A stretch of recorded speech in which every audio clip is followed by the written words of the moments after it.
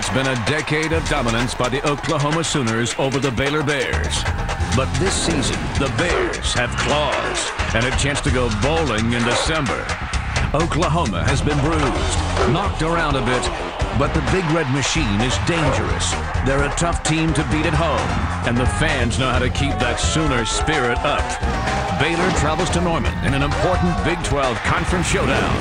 Bowl bids for both teams hang in the balance. Next on FSN. There'll be 84,000 strong tonight from Memorial Stadium in Norman, Oklahoma. One of the great settings for college football. And from Owen Field in Norman, it's the Baylor Bears at 4-2, the Oklahoma Sooners at 3-3. Big 12 football presented by Kyocera. And good evening, everybody. Along with Gary Reasons, I'm Drew Goodman.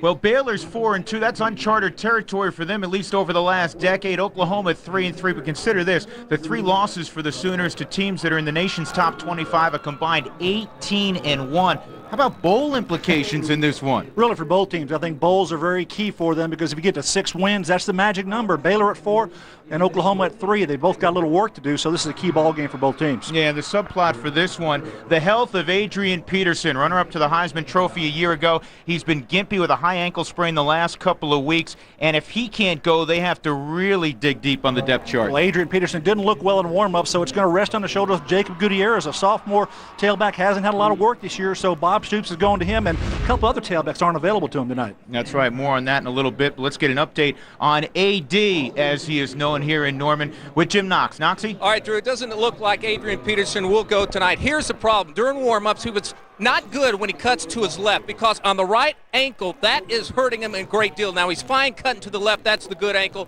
But during the warm-ups, he barely got through, guys. Doesn't look like AD will be ready to go tonight. But, Knoxy, most importantly, you look very good. You're cutting right, you're cutting left, you're ready to go. The Baylor defense has been outstanding this year. Let's talk about their quarterback, Sean Bell. He does not make many mistakes. Well, he's been very efficient for him, Drew, and that's the thing about him. Sean Bell, he's a junior quarterback. He runs the offense. Hey, he actually leads the conference in passing. He's first in passing efficiency. The young man is not making mistakes, and if he plays well tonight, they have a chance in this football game. You bet they do. They have never knocked off the Oklahoma Sooners. They're 0-14.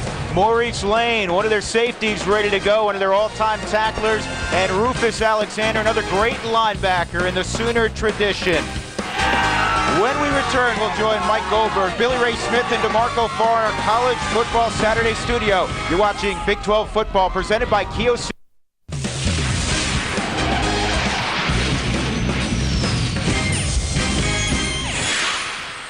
Over the last 5+ seasons, nobody better in college football than the Oklahoma Sooners, 70-15. Jim Knox with the head coach of the Baylor Bears, Guy Morris. Knoxy. Coach, we were talking before the game. You told me the first team to 21 or 24 points will win this game. What's your thoughts behind that? Well, I just think that's what it's going to take to get it done. Both defenses are playing really well right now, and I'm kind of thinking maybe a low-scoring game. Both offenses have struggled a little bit, haven't really lived up to their billing, so I think somewhere along 21, 22, 3 points along in there will get it done. All right, we will see. Best of luck, Coach. Thanks for the time. Drew? All right, you got to love Guy Morris. He is a straight shooter. Beautiful, beautiful fall evening for football. 71 degrees. It'll cool off some. Not much of a wind factor tonight, and not a cloud in the sky. More than 84,000 in the house at Gaylord Family Memorial Stadium in Norman. Oklahoma won the toss. They've deferred to the second half.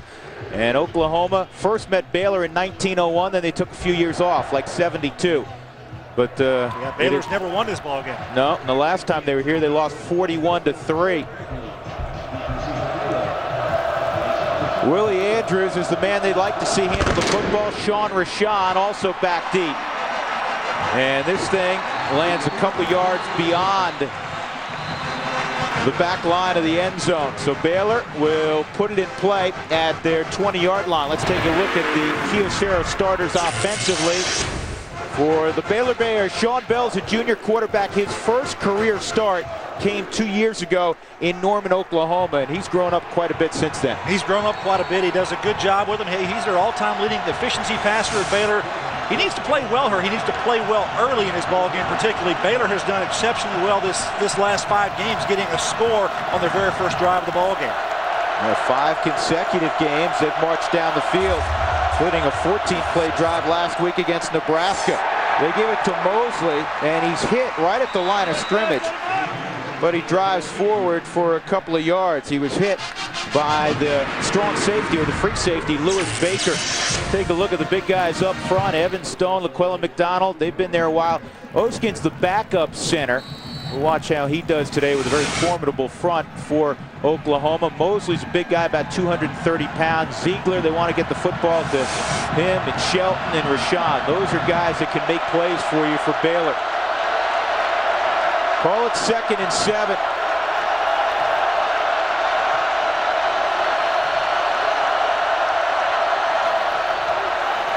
Bell with time out of the gun. He throws it in the flat to Trent Shelton, and he'll get about 3 yards in front of DJ Wolf. Let's check the defenders for Oklahoma. They've allowed only one school, Texas, to rush for 100 yards against them. Thibodeau's done a nice job at one of the end spots. Alexander, very active. Ingram's had a big year, and Zach Latimer, a senior first-time starter. The secondary will be tested. A lot of youngsters. Reggie Smith is a true freshman at strong safety, and there's a load, Dusty Dvorak. Dvorak's played exceptionally well for Oklahoma up front, and he's going to be working on that center who's inexperienced. He gets doubled, and the pass complete for first down. Ziegler breaks a tackle, and he's out of bounds at the 43-yard line. So Baylor gets a first down. They have talented receivers, Drew. That's something that they really do have. And I tell you, Dominique Ziegler, you get the ball in his hands. He's a big body. He's 6'3", 180 pounds, and he actually breaks the tackle here. Eric Bassey, number 6, that's Baker coming over trying to make that tackle and can't get him out of bounds. So Ziegler get a good little yardage after the catch there from Sean Bell. Slot to the near side. Ziegler up top.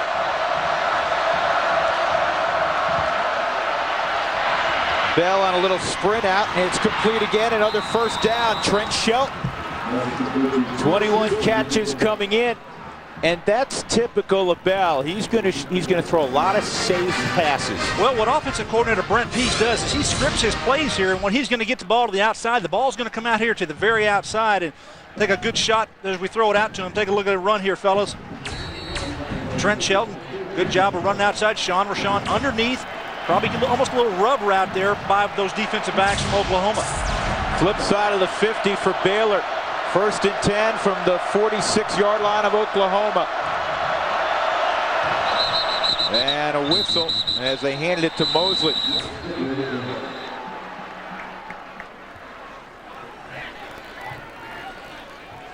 Prior to the snap, a false start by number 64 of the offense. Penalty's 5 yards, and it's still first down. Our referee tonight, Cooper Castleberry.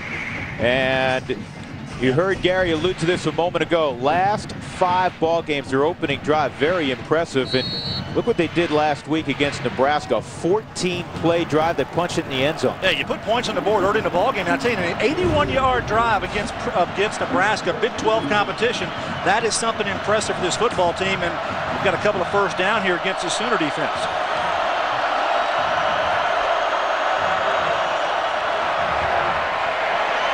Bell has to move, and he throws it out of bounds long for Sean Rashawn, the senior from Houston. It'll be 2nd and 15. Well, you see a little of the ability of Sean Bell out of the pocket. Good arm speed, good arm strength, throwing the ball nicely up there. Sean Rashawn, he's one of the big play receivers for Baylor.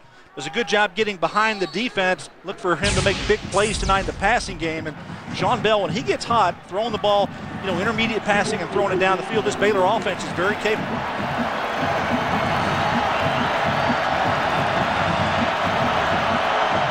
That penalty put him a little off schedule. Empty backfield, 5 wideouts. Play clock down to 2. Oklahoma brings 4, underneath throw, ball's up in the air, and it's dropped. Man, Clint Ingram would have had his 4th interception of the year. Yeah, Oklahoma and he should have had it. Yeah, Oklahoma had 3 interceptions last week in that ball game against Kansas, and that would have been a big one to stop this opening drive here by Baylor. The ball is actually tipped I think he's trying to throw it to Dominique Ziegler on the inside, and Ingram on the outside just does not bring this in. To see the ball tipped and goes outside, that's when you've got to catch, big fella. Hey, 2 of their first 4 plays defensively last week against Kansas resulted in interceptions, including DJ Wolf going 65 yards for a touchdown. 3rd and 15 for Baylor. Mosley next to Bell. They need the 36-yard line. Quick throw to Ziegler, and he's wrapped up immediately. And Baylor will have to punt the football.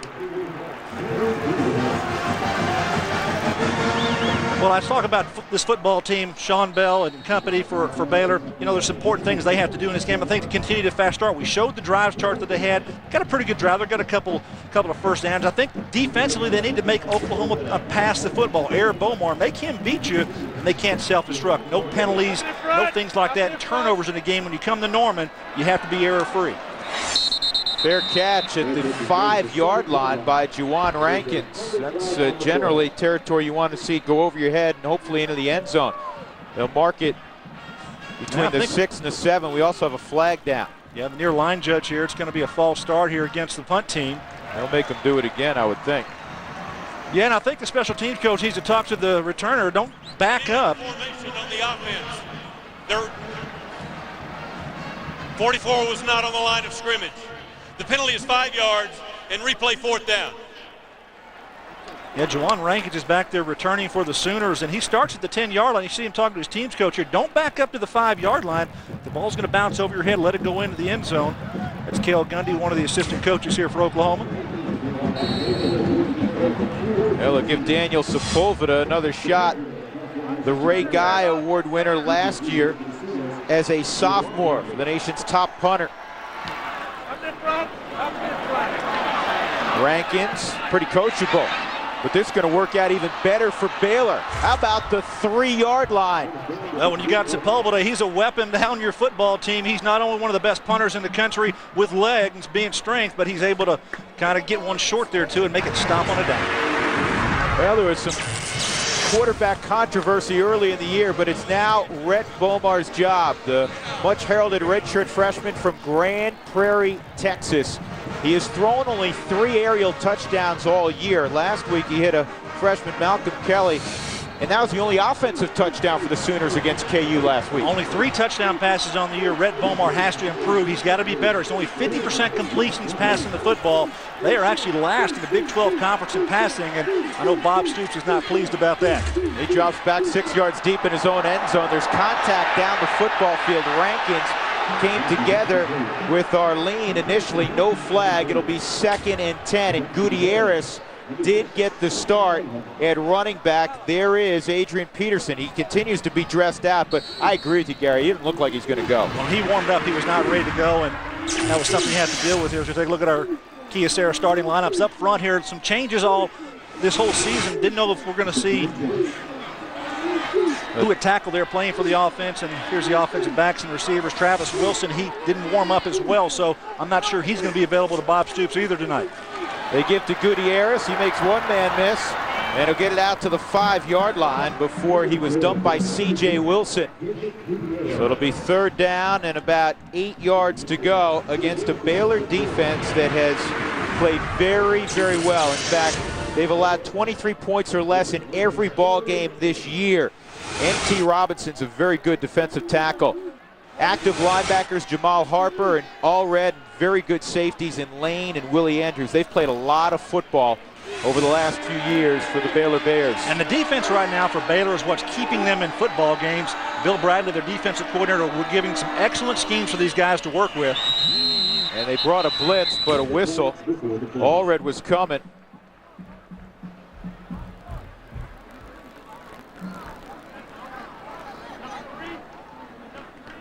They've been a false start against Oklahoma.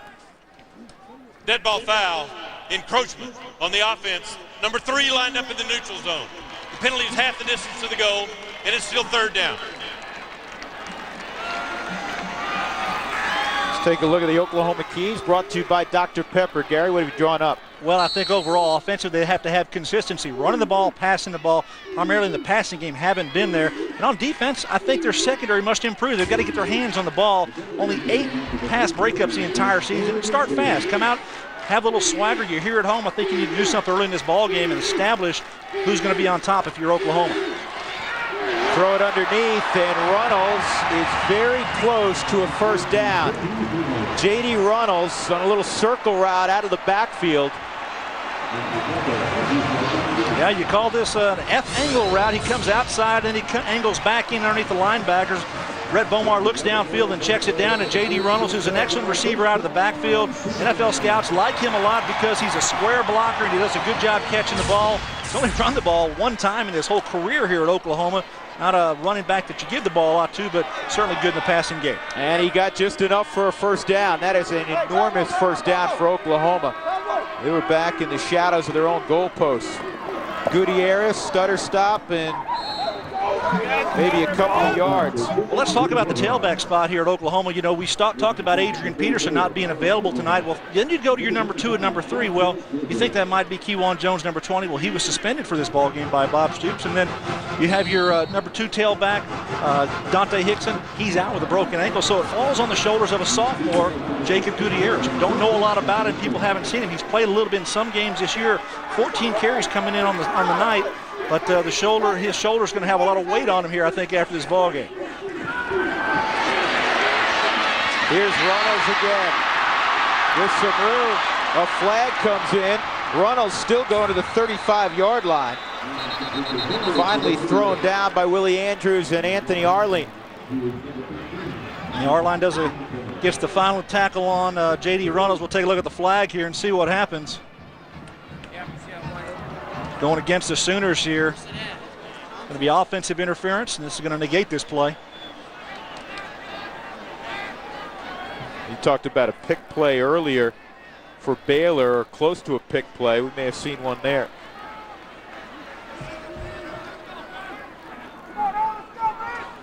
Pass interference on number 12 of the offense.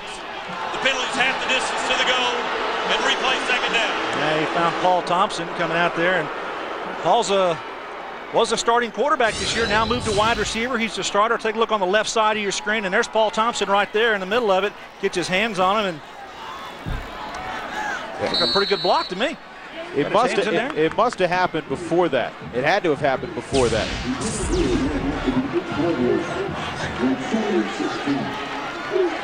Second down and 15. Bomar very comfortable out of the shotgun.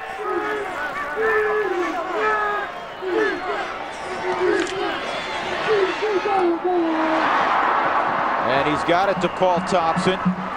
5th catch on the season for the converted quarterback.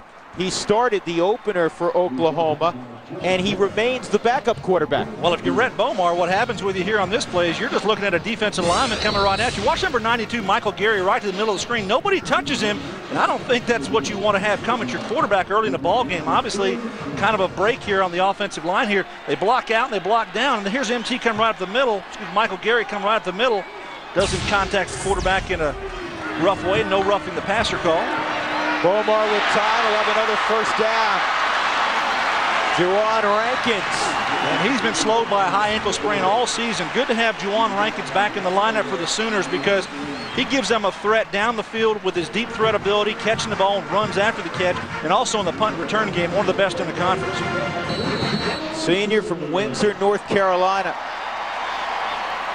So many freshmen playing for Oklahoma. When people who've not seen the Sooners this year and they wonder how they're 3-3, they lost 15 starters to graduation. 10 were NFL selections, including a couple of first-rounders. And in fact, Bubba Moses, the tight end, is the only Oklahoma Sooner on offense to start every ball game at the same spot this year. Yeah, an offensive line here. I tell you, I didn't know what was going to happen. Davin Joseph injured his neck last week and left that ball game against Kansas and got to practice this week, and he's back in there. He's their best overall offensive lineman. They had to kick him out from the inside to play tackle this year. He's had little struggles out there, but he's held up pretty well.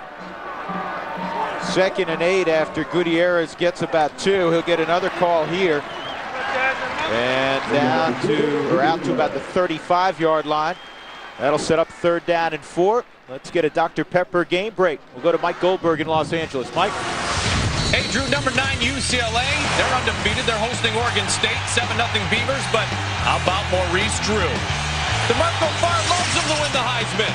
Maurice Drew. And we are tied at 7. So from 2-Live Drew to Drew Goodman in Norman. All right, there you go, Mike. UCLA matched up earlier with Oklahoma.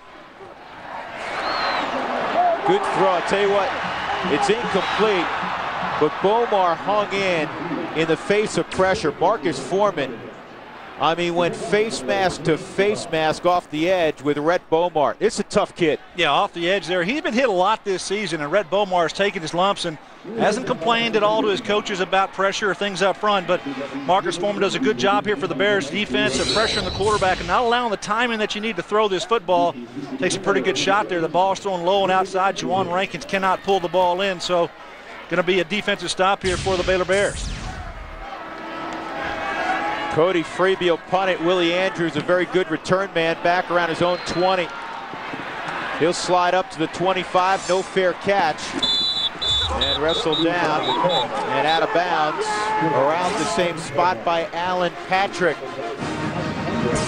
A punt of 40 yards. No score, 7:48 to go in the first quarter from Norman. Yeah, a couple of opening drives here, Drew. Both football teams not getting a whole lot, but good job by Oklahoma coming off of their goal line, a little field position, and flipping the field with your punt game, and at least making Baylor have to work down the field. And when you don't expect a lot of points, that can be huge. DJ Wolf throws Brandon Whitaker out of bounds. We'll see a lot of Whitaker, a sophomore from Edmond, Oklahoma, and he goes to high school I think you're familiar with. Well, Edmond Santa Fe High School up there in Edmond, and also on the defensive side for Oklahoma, number 1, Reggie Smith is from there. A couple of guys in this ball game from Edmond Santa Fe. Hey, good news for those guys. Their high school team, guess what? They're 8-0 on the season, leading the Class 6A here in the state of Oklahoma. It's a pretty good job by those guys. How's their volleyball team? Pretty good, too. Yeah. Know anybody on their team? Oh, yeah, a couple of guys. 2 Reasons girls. Underneath throw, and again it's complete. Trent Shelton will move the chains out to the 43-yard line. You look at what Baylor does is they spread the field. They use a lot of formations. I talked about earlier where they script the plays and they come to the line of scrimmage. They practice these plays in practice, and they want to run them early in the ball game. And what they try to do, Brent Peace does, the offensive coordinator, is he says, hey, I want to give them a different look. I want the defense to kind of figure out what we're going to do, and we're going to find out what they're going to do in certain situations so we can game plan. So then you have a chance to take a look at it down the field as we take a look at Brent on the sideline.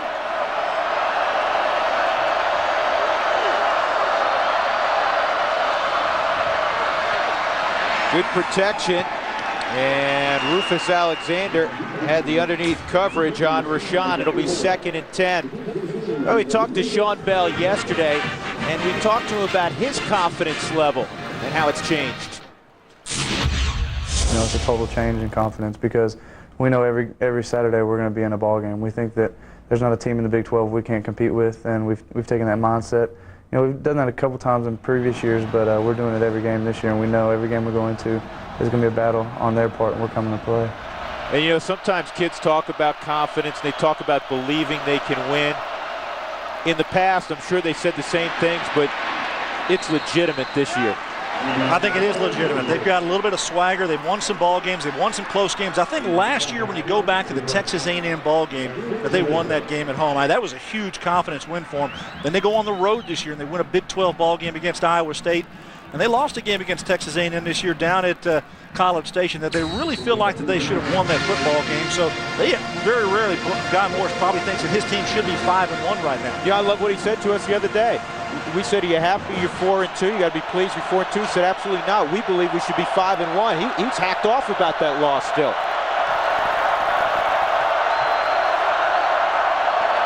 Third down and 7. Bell throwing, and Rashawn cannot pull it in.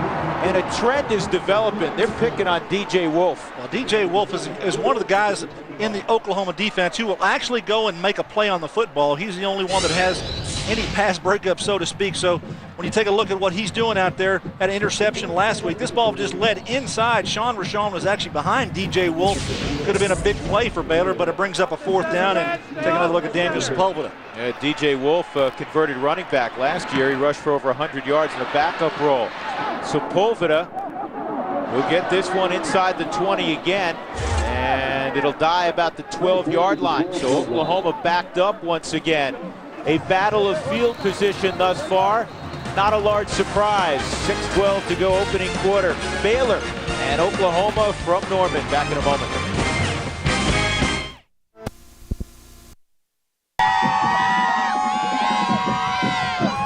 No score, first quarter with Gary Reasons. I'm Drew Goodman. Let's check in again with Jim Knox. All right, Drew, you and Gary were talking about ankle injuries. Of course, Adrian Peterson out with the ankle injury. Also, Dante Hickson out with an ankle injury. And Travis Wilson, their top wide receiver, out for his 2nd game with an ankle injury. I talked to him before the game. He said it's an inner ankle injury. He said, though, he is sitting out just this game, and he'll be back next week against Nebraska, guys.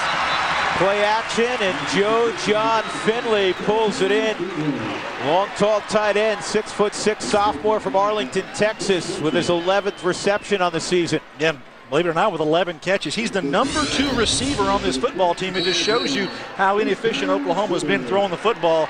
But this is a good job of play action. Get it to your tight end on the sideline here and make a nice play on 1st down. Alan Patrick, the 5th-team running back, takes the football, and he lowers his pad level and gets about 4. That's the most productive run of the ball game for the University of Oklahoma. Colin Alrett will get up last, senior backer from Dallas. Patrick, the sophomore from Conway, South Carolina, transfer from the Jayhawk League. He played at Independence Community College. Yeah, and I saw Davin Joseph come off the field after that play. Don't know what's ailing him, but he's not in the lineup.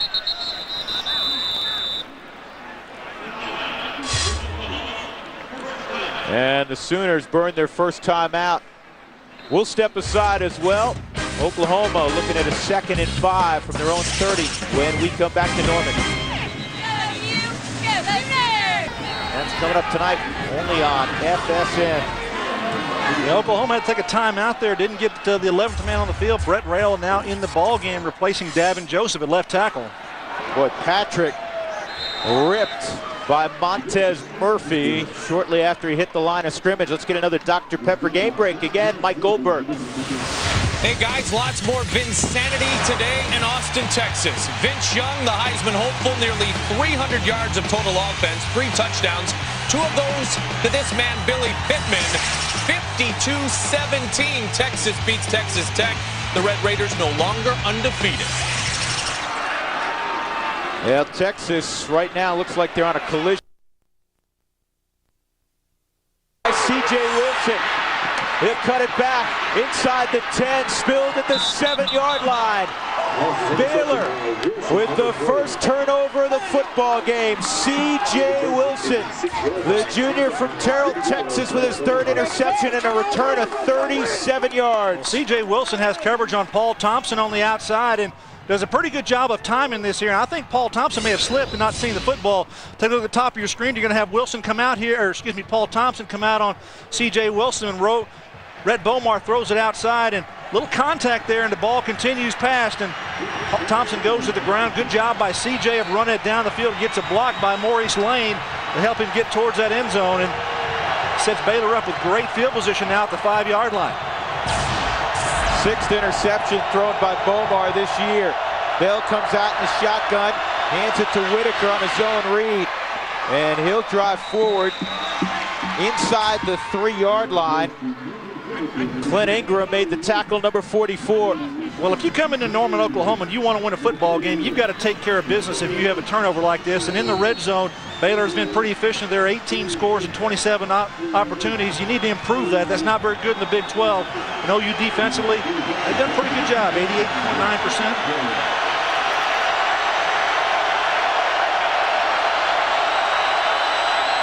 Three tight ends in the game. Hand it to Mosley. He's the bigger of the 2 backs. He goes about 230. Whitaker's about 195. Not much doing there. It'll be 3rd and goal Getting up last was C.J. Ayu, a junior from Highland, Utah. You know, Drew, when we talked to the coaches for Baylor, they talked about opportunities. And you got to create opportunities, and that's exactly what a turnover is in this ball game. You're in a hostile environment. You come here. Nobody expects that you're going to win this ball game, at least nobody of recent memory, because Baylor has not been a quality football team. But you come in here with a little bit of swagger, and you make a turnover and put points on the board. That's very meaningful, and it's a great start for the football team if you can convert. Yeah, but you'd love to get 6 if you're Baylor. End zone shot, touchdown. Jason Smith, the redshirt freshman. 270-pound tight end, and Baylor breaks on top. They do get 6 off the interception from Rhett Bomar. Well, this is exactly what you like to have. Points after a turnover and you get the touchdown. It's just a play-action pass here. Faking to Mosley inside, and the big tight end gets behind the linebacker, I think Clint Ingram there on that side, and good job by Baylor of converting that for the score. And Gary, how about the touch throw? He had to get it over the linebacker level and drop it in. Yep, right over Ingram, and good job by Baylor, putting points up there.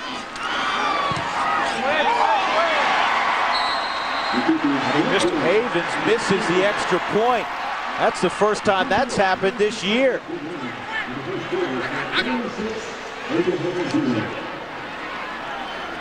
So Havens pulls the extra point, and it's 6-0 Baylor. Let's take a look again at the touchdown throw from Sean Bell. Jason Smith on the right side there, and he works back to the back part of the end zone, has to throw it over the defensive back, and good job of good touch there by Sean Bell.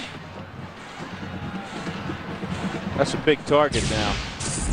Jason Smith, a redshirt freshman who has eaten well through his first 18 years, 6'5", 270, and Baylor gets in the end zone. The only downer again is that they missed that extra point. Check in with Jim Knox. Talking about earlier about the swagger of the Baylor Bears, talking to Guy Morris before the game, he said, you know, usually they'd walk in the stadium and they say, oh, Oklahoma, national championship, and they would be defeated before the game even started, but not this year because they have a few wins coming in under the belt. They're a confident team, and especially when they score the touchdown right now, the swagger on the bench is in high gear right now, guys. You know, and something further to that, Jim, I think that what they have is they've got a coaching staff that is very much NFL-laden. Guy Morris with his experience, and a lot of his assistants have NFL experience, and so when they go out and recruit young men and they develop a football team, they want to do with NFL guys, and Guy Morris has assembled staff with that type of experience. And when you get into a meeting room or in a huddle with players and you have that NFL experience behind you, those guys listen and they are responding now in year 3 to Guy Morris. A lot of ties to the Philadelphia Eagles naturally, where Guy Morris spent most of his NFL career as a center, finished up in New England last 2 years.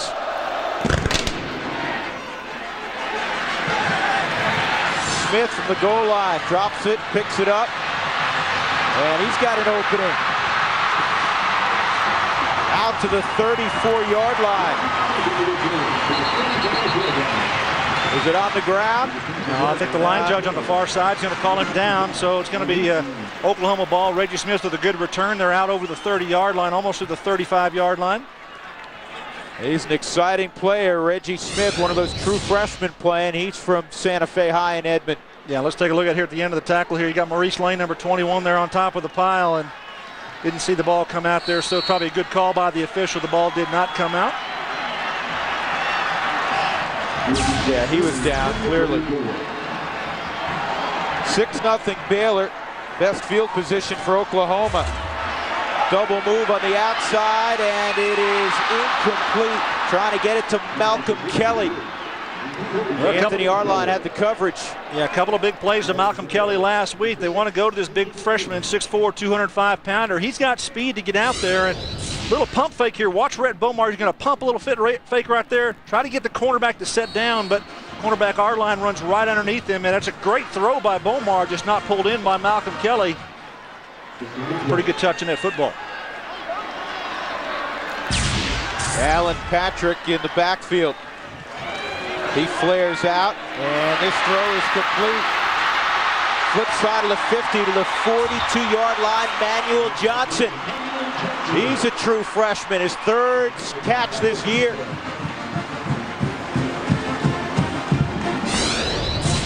Well, we talked about efficiency and trying to be consistent offensively. If you get your passing game going for Oklahoma, that's what they really like to do, and bring it down the field and get yardage after the catch.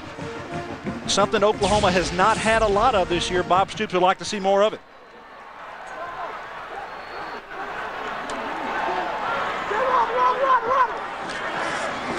Out of the eye, the toss. Patrick gets downhill for a few.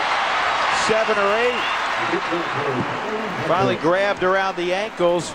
And dropped. Colin Allred was around the football again. Taking a look at Alan Patrick there. What he brings is a little bit of speed in the backfield, a converted defensive back earlier this season to play some running back here for Oklahoma. And never know where you're going to shake out in the depth chart. And tonight he's number 5, but because of the injuries to a couple of running backs and the one suspension, he's in the ball game.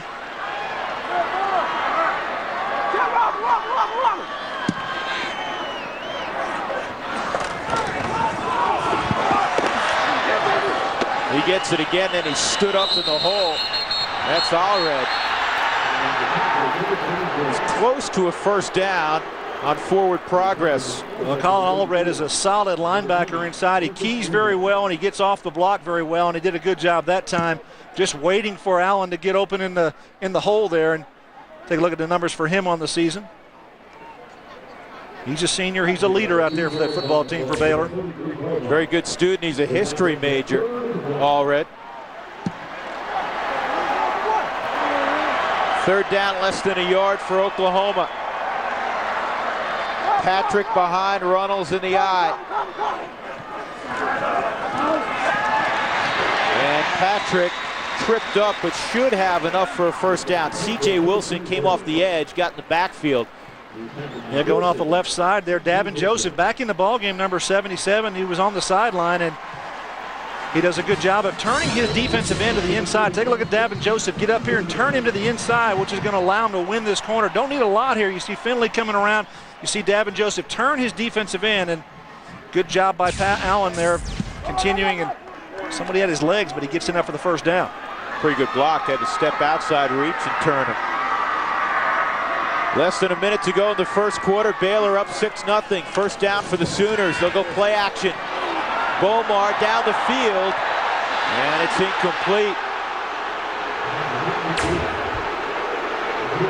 So it'll be 2nd and 10. James Todd had the coverage. The first down line is brought to you by Overstock.com, your online outlet. It's all about the O. Yeah, Sooner fans a little upset on that play. Contact down the field. The receiver fell down. Back judge back there did not throw the penalty flag, though.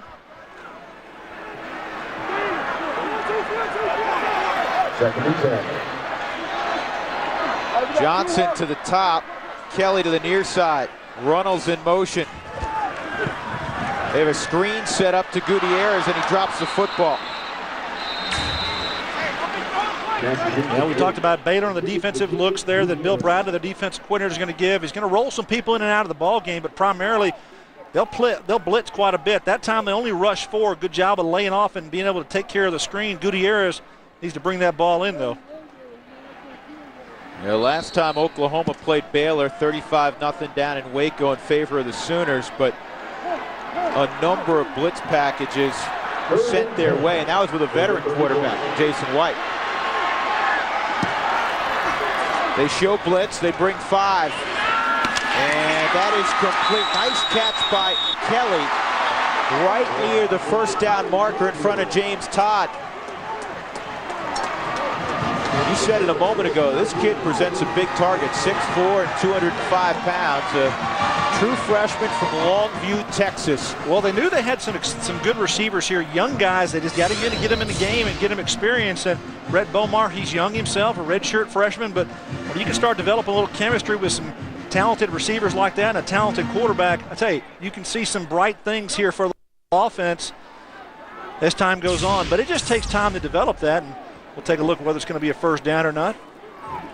It's something else. Not only did they lose 15 starters, 10 to the NFL, but keep in mind, if you're a Sooner fan and you're in panic mode, you lose 15 starters, guys who didn't just start for 1 year, guys who started for 2 and 3 years. Therefore, some of the older players for Oklahoma, a guy like Zach Latimer playing defensively, He's a first-time starter as a senior, so they don't have a lot of experience even among their upperclassmen. And I think Bob Stoops kind of addressed that a little bit this year. You know, he didn't have a chance to play some of those guys because they're looking to win championships, and you know, you want to put your best players out there. But I think they see that right now that they do not have the game experience in some of their underclassmen that are now being able to play. Gutierrez keeps his legs driving inside the 15-yard line. Todd held on. But a decent gain on the ground on first down. It'll be 2nd down and 4, and that will be the final snap of the first quarter. Oklahoma on the move. Baylor has the lead 6-0. 6-0 Baylor Bears in Norman. You're watching College Football Saturday presented by Kyocera on FSN.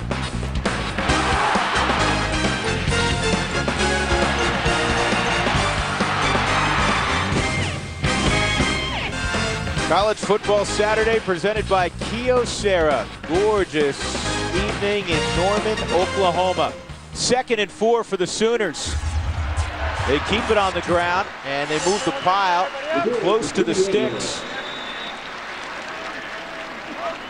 So Oklahoma playing tonight without Adrian Peterson. And just to recap, Jacob Gutierrez, who's carried the last couple of times, is the 4th team tailback. Kewan Jones has been suspended for tonight's game. Dante Hickson has an ankle injury suffered in practice this week. He's unavailable. Adrian Peterson came out of the locker room, went through warm-ups, but he's somewhat noticeably gimpy. So they're down to their 4th and 5th team tailbacks. Alan Patrick's had a couple of quality runs. Yeah, and Oklahoma's moving the football in the first quarter. 115 yards of total offense on 22 plays. I would say that's probably pretty good for them. Good fast start. No points on the board yet, but right now knocking on the door here against Baylor.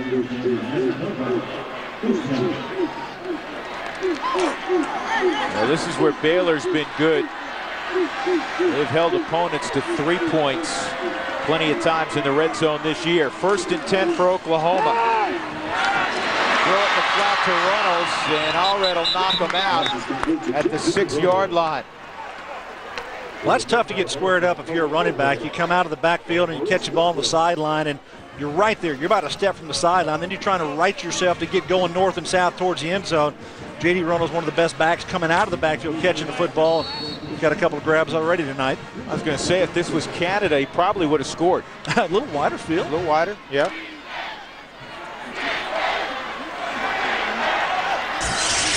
He got 4. Bomar will send Reynolds in motion.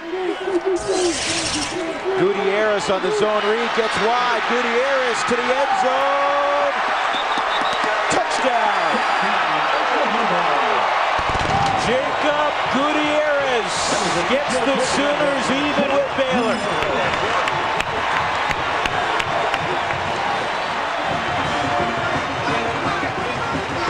The sophomore from San Antone. Well, it may be a little different running style here, going all the way to the outside. Maybe not Adrian Peterson-esque, who'd like to take it north and south, but Gutierrez showing good speed there, finding that pylon just inside the pylon for the score. Now, if you asked this kid, Gary, on Tuesday, when he put the pads on for practice, if he thought he'd play on Saturday, if he gave you an honest answer, it'd probably be no. Well, I wonder how many snaps he got in practice this week. He probably got some snaps, but probably didn't know what it was going to be about. That's a pretty good job of getting it in the end zone. I don't know if he stepped out of bounds or not, but, you know, in warm-ups tonight, we were watching him warm up, and we saw a coach go over and talk to him, and it's kind of like a shock on his face that, you know, he's probably going to be playing in this ball game because Adrian, they saw him warm up and didn't look like he was, 100%. They're going to try to see if Gutierrez, that's what they're checking, if he broke the plane of the goal line or not. The play stands as called. Touchdown. Yeah, you can see it from that angle. His feet did not get to the sideline, and the ball was definitely inside the pylon. Good job by Gutierrez, and nice turnaround here and a good drive here by Oklahoma. Only about a third of plays reviewed this year in the Big 12 have been overturned. Now the chance to actually get ahead in this ball game. 2 touchdowns scored, but remember, Baylor missed that extra point. Garrett Hartley. Good snap, good hold, and he gives Oklahoma a 7-6 lead. And I know if you're Guy Morris, you always worry about extra points taken off the board if you miss a field goal. Tell you what, extra points when you expect a close, low-scoring game as Guy Morris does. You hope it doesn't come back to haunt Baylor. Ultimate Flair. You're watching FSN Southwest.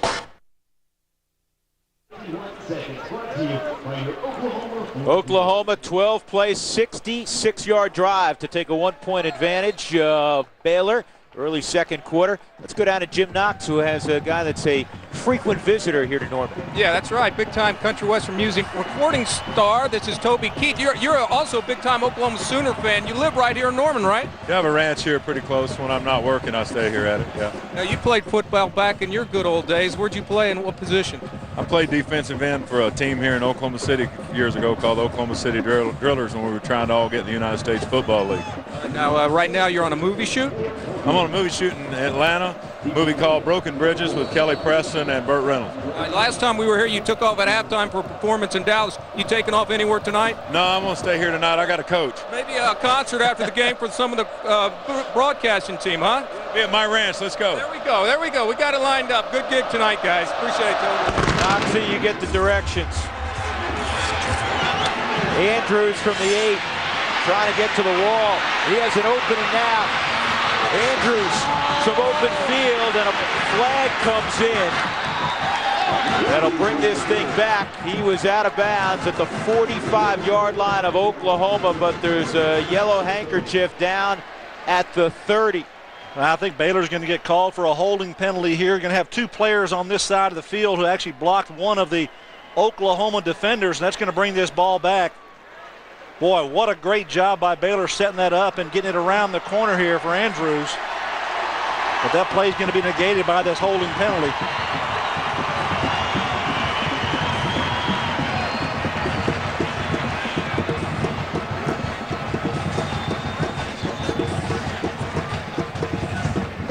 Holding on the return team. The penalty is 10 yards from the spot of the foul, and it's first down.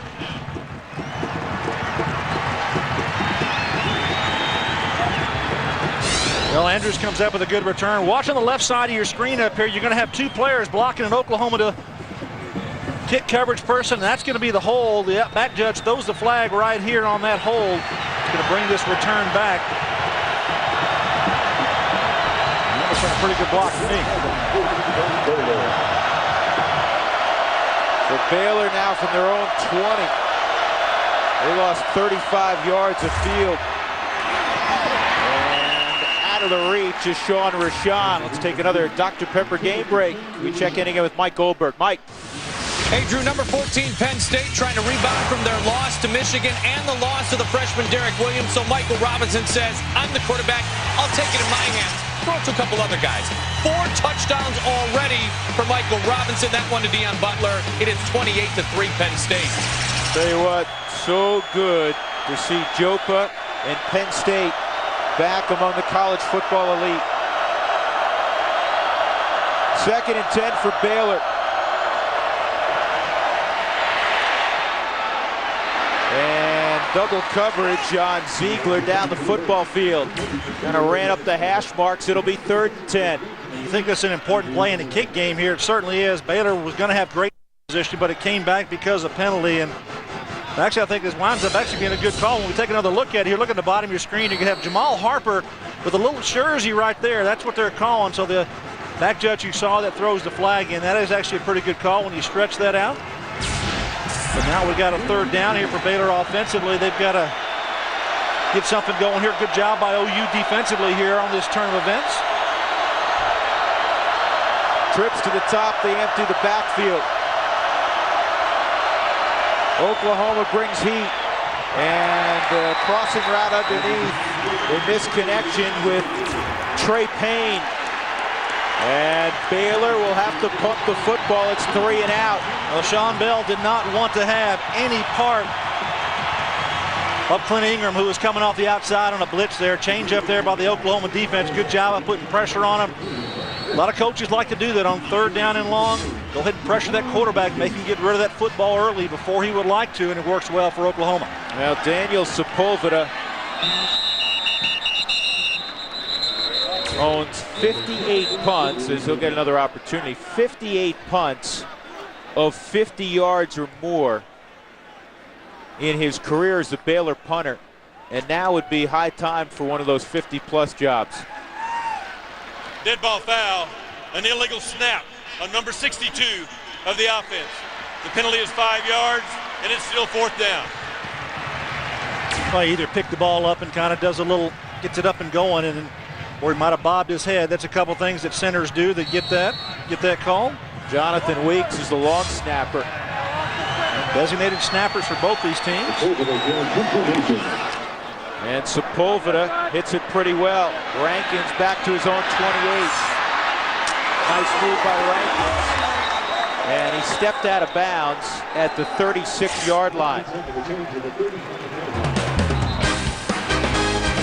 A punt of 56 yards. 7-6 OU. Your online outlet, it's all about the O. With Gary Reason somewhere up there. And Jim Knox down on the field. I'm Drew Goodman. 7-6 Oklahoma. Early stages, 2nd quarter. And it's complete to Alan Patrick out of the backfield. So starting to get a rhythm now is Rhett Bomar. The tackle by Jamal Harper. I think Rhett Bomar's thrown the ball pretty well tonight. He's delivered the ball down the field and also to his intermediate passing. So Rhett looks like he's pretty sharp throwing the football. Gets a good 1st down there on this drive. One of the things that's interesting about this quarterback matchup, and it's not unusual, both Sean Bell and Rhett Bomar played for their dads in high school. Bomar play action. He's got a post route, and it is complete to the 20-yard line. Calling in the football, Manuel Johnson. Manuel Johnson goes up the seam and does a good job of getting open here. Rhett Bomar, play action fake in the backfield and does a nice job delivering the ball. Probably could have thrown it a little bit further, let Manuel run under it, but nonetheless a good positive play here. Throw it right down the middle of the field. He's got some space. You see Johnson slow down, come down for the football, and good job of hanging on to it after it because he got a lot of Bears trying to pull that football out. One of the longer passing plays of the season for Oklahoma. Gain of 33 yards. Gutierrez on the zone read. And Allred rides him down after a yard gain.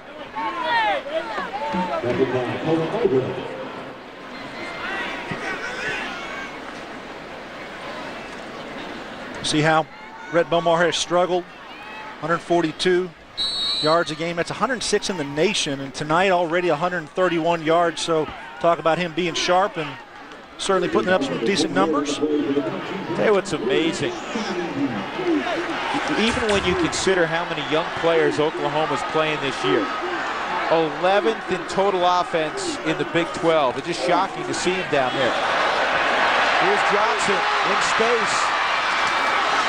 And he is wrapped up around the 14-yard line. First to get there was Maurice Lane. Well, lucky to have any kind of play at all. Rhett Bomar takes a lot of heat on this play. You got a couple of players blitzing from the near sideline, which is actually where he's trying to come to with this quick pass, and does a good job of getting rid of it. Maurice Lane going off the field. Take a look at Manuel Johnson coming around here and going to bump and go outside, catch his football. Good job by Bomar getting it out there to him. And Maurice Lane here comes off the field. See somebody roll up on the back of his legs there at the end of the play. For him to come out, he's got to be hurting a little bit. Dwayne Crawford, 32, right in the football game for him.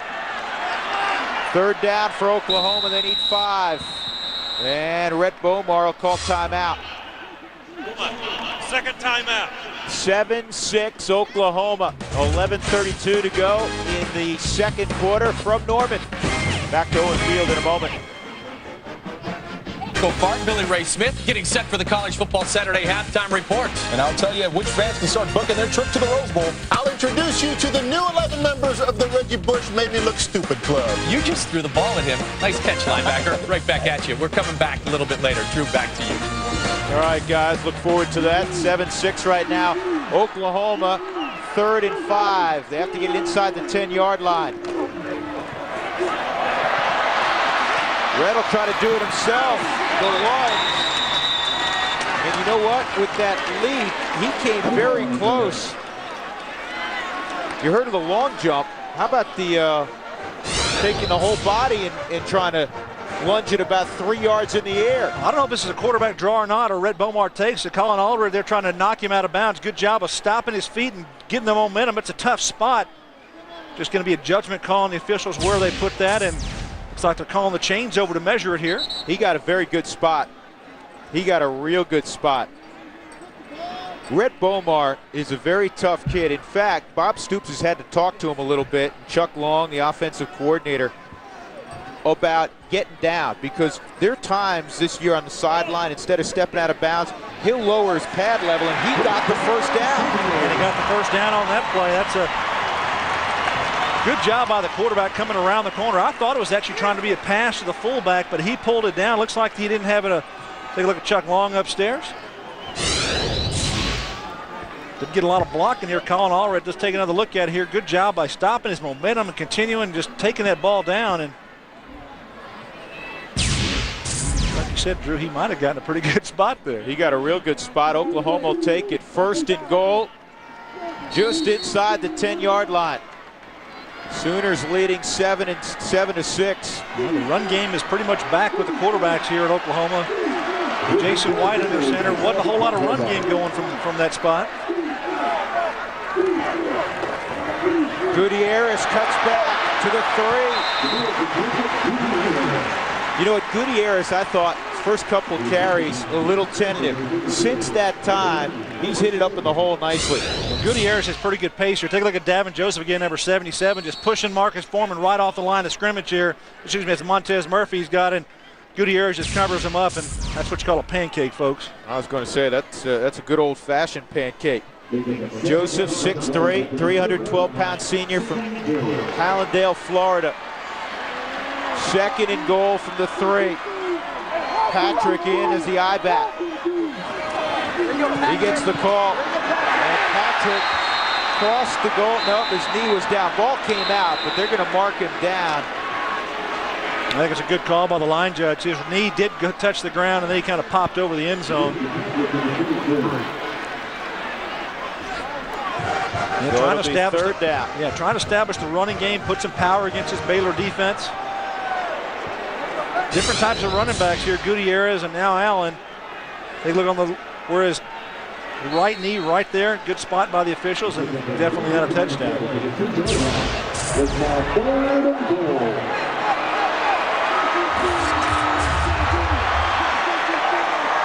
Runnels and Patrick on 3rd and goal.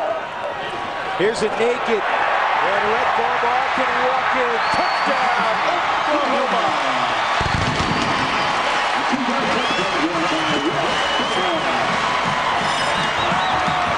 Great call. Yeah, that's pretty good play calling by Chuck Long and the offensive staff. Go ahead and bang it up inside. Hey, you try to run up in there a couple of times with some success, move the ball a little bit. Nothing wrong with taking a speedy quarterback around the edge, and Rhett Bomar does a nice job of it here.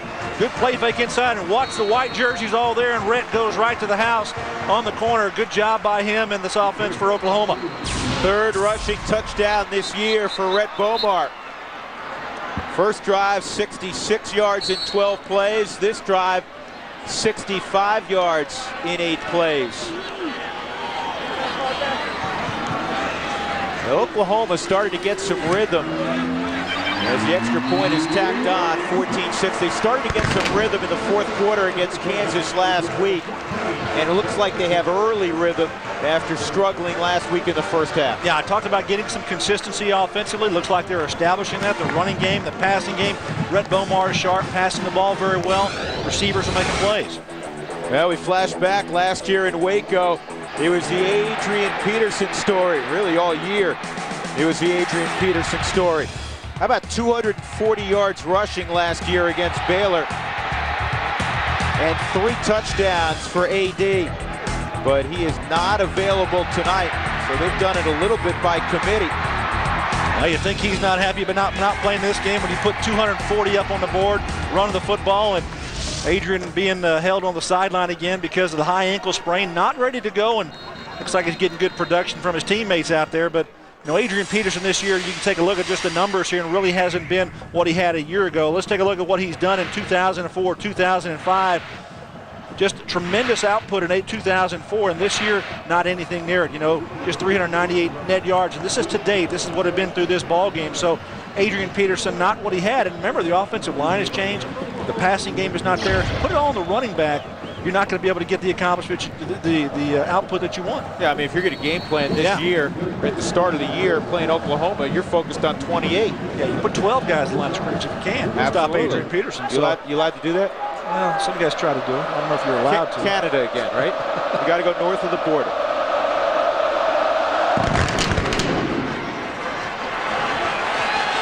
Rashawn from the 1-yard line.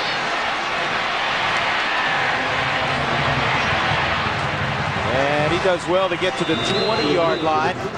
So Baylor had the momentum through the first quarter. Oklahoma's taken it back.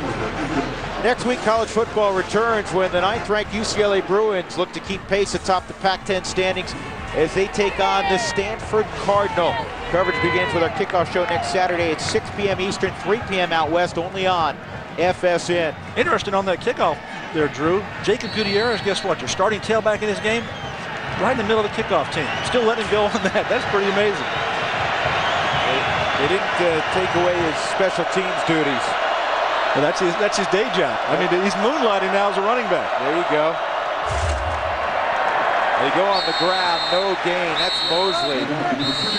And it is tough to run against Oklahoma. He ran into Lewis Baker, who will hit you. That free safety's big kid, 6'3", 205.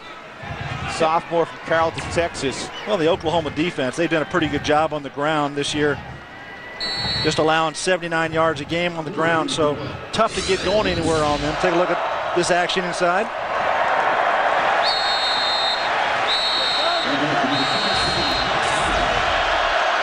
Second and 10 for Baylor.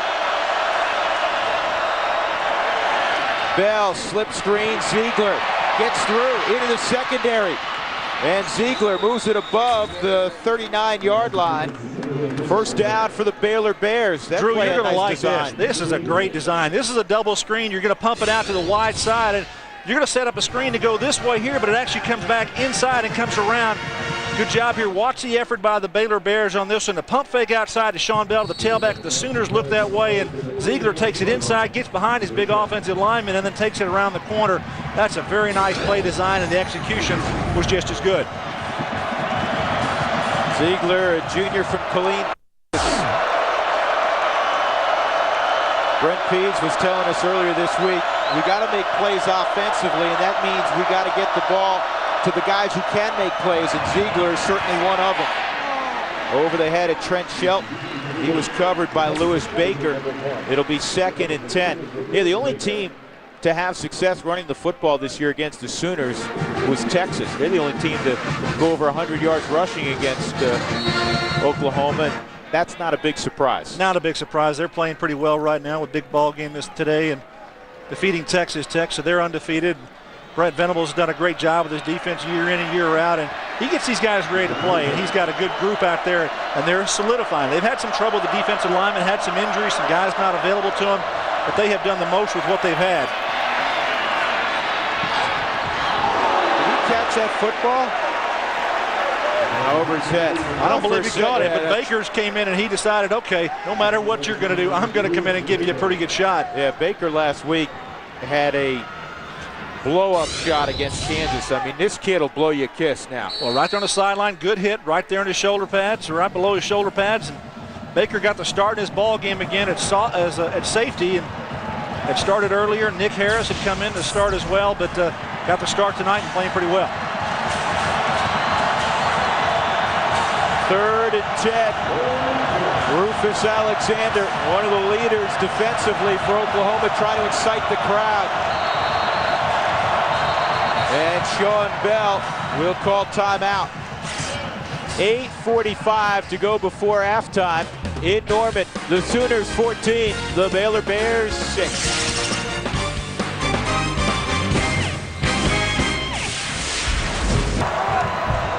Back in Norman, 14-6 Sooners.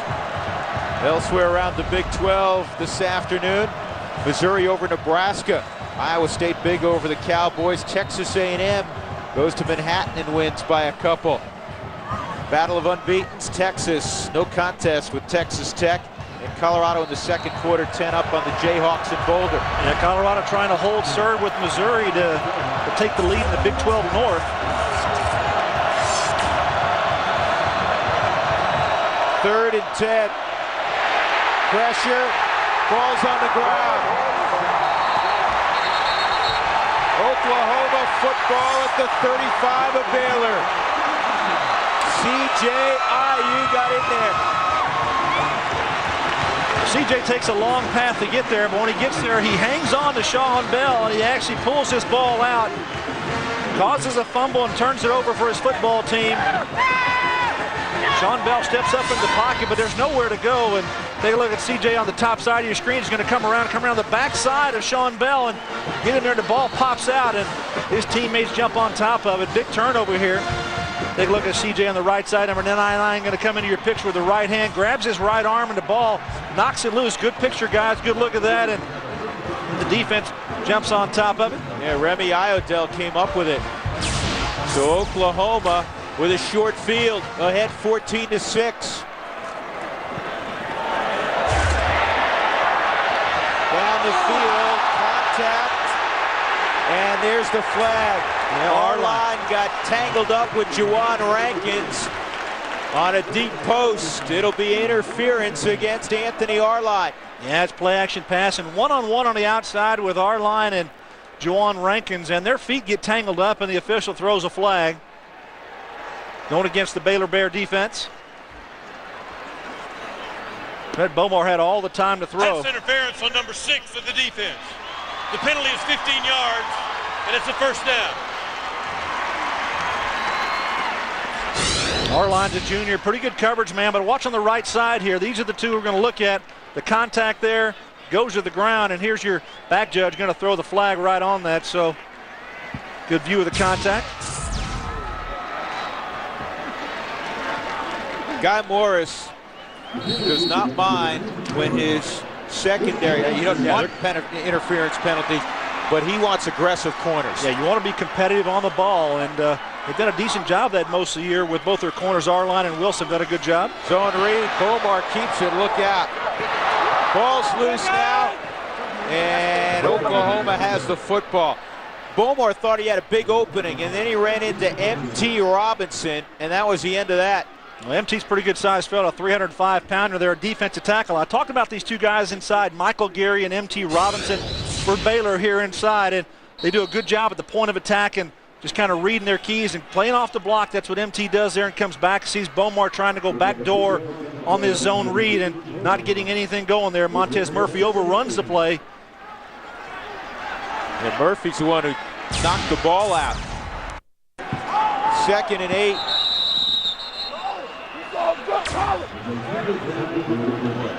Tell you what, Red's still trying to get his shoulder pads back on. Penalty is 5 yards. The straps came undone.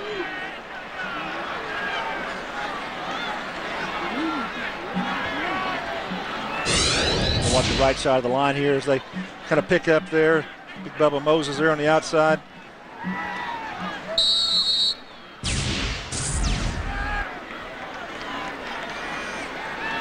It'll be 2nd and 12 for Oklahoma.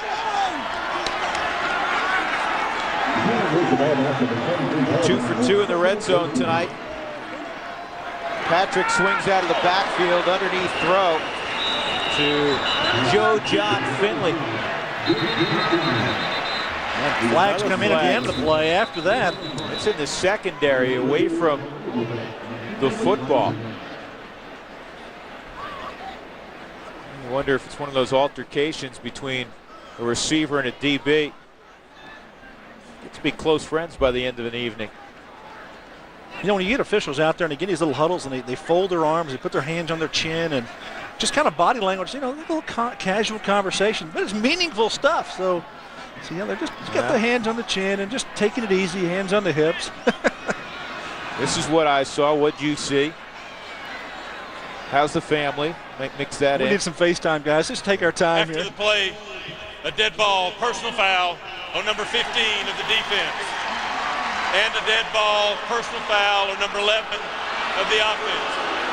The penalty's offset. It's third down. Lendy Holmes for Oklahoma and Maurice Linguist got together there. No harm done. Yeah, probably just wrapped up a little pushing and shoving out there, and the official probably heard something going on over there and just throws the flag, and not hurting either team in that situation. Brings up a third down here. 3rd and 10 from the 20. Bomar's hit his last 5 passes. Gutierrez steps into the backfield. Baylor brings 4 and a minimal gain to the 15-yard line as they throw it to J.D. Runnels. Runnels' 3rd catch of the ball game. Well, good efficient drive by Rhett Bomar, bringing his football team down here inside the red area, and it's okay. Put your field goal team out there. Garrett Hartley, let him get a chance to put 3 points on the board. And he's 5 of 7 from this distance this year, inside of 40 yards. And this will be a 32-yard attempt. And Hartley's kick is true, right down the middle, and Oklahoma extends their lead 17-6 with 6:23 to go before halftime. And let's check in again with Jim Knox. Knoxy. All right, Drew, as you see, Sooner fans and Sooner man right here happy about the Oklahoma Sooners performance so far. And don't forget, college football fans, you can email us throughout tonight's game. Just log on to foxsports.com on MSN, keyword Ask Knox. Send us an email. We'll try to answer it in the second half. That's foxsports.com on MSN. What's the keyword, guys? Ask Knox! There we go. Send us an email. We'll get it answered in the second half, Drew. Knoxy, I sent you an email. I sent you an email 2 years ago. I still haven't gotten a response. What I want to know, Jim, I want to know how long Sooner man it takes him to get that makeup off. I bet it's a party when they go do that. They sit the guy down in the chair, and there's probably a little fun getting involved, getting dressed up for these games. Just a little bit. I bet Knox, he's going out of the tunnel now. He's going to check his email real quick, going to get his little laptop out. No, actually, let's ask Sooner man. How 2 hours, huh? Today it was usually 45 minutes. All right, Drew, 2 hours. So after the game, he'll give you a crash course on it, and we can see it decked out next time out. Sooner man. I'll pass on that. Sooner man. He's got a future, doesn't he?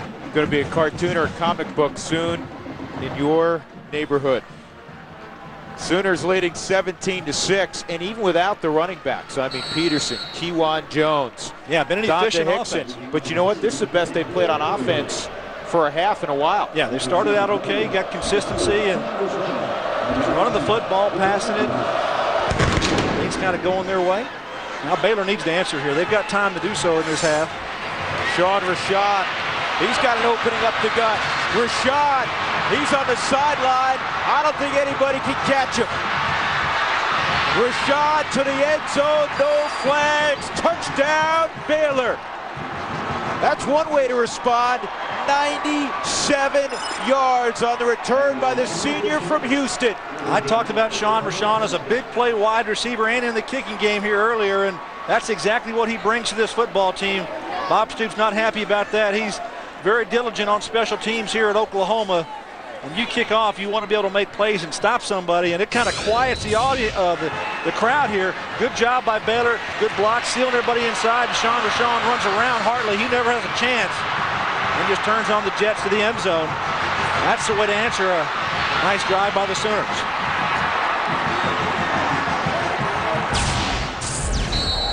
Second time Rashad has been in the end zone on special teams this year. He had an 85-yard punt return against Samford earlier. They will go for 2 after missing the extra point earlier. Bell with pressure has a man. 2-point conversion's good, but we have a flag down. Trent Shelton made the catch. Yeah, it's going to be a pick play against Baylor. picked off the receiver coming across the person covering the back out of the backfield. Offensive pass interference. Well, that's how you get that open in the end zone, guy. You run it, but you got caught. That's okay. You get to line up and try it again. Cooper Castleberry. Now he's going to put the field goal team out there and probably go for the 1 point.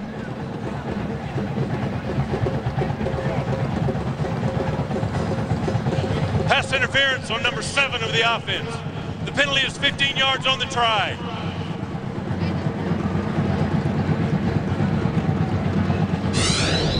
Well, the call's on Ziegler, who's at the top of the screen here. Watch him as he comes back inside.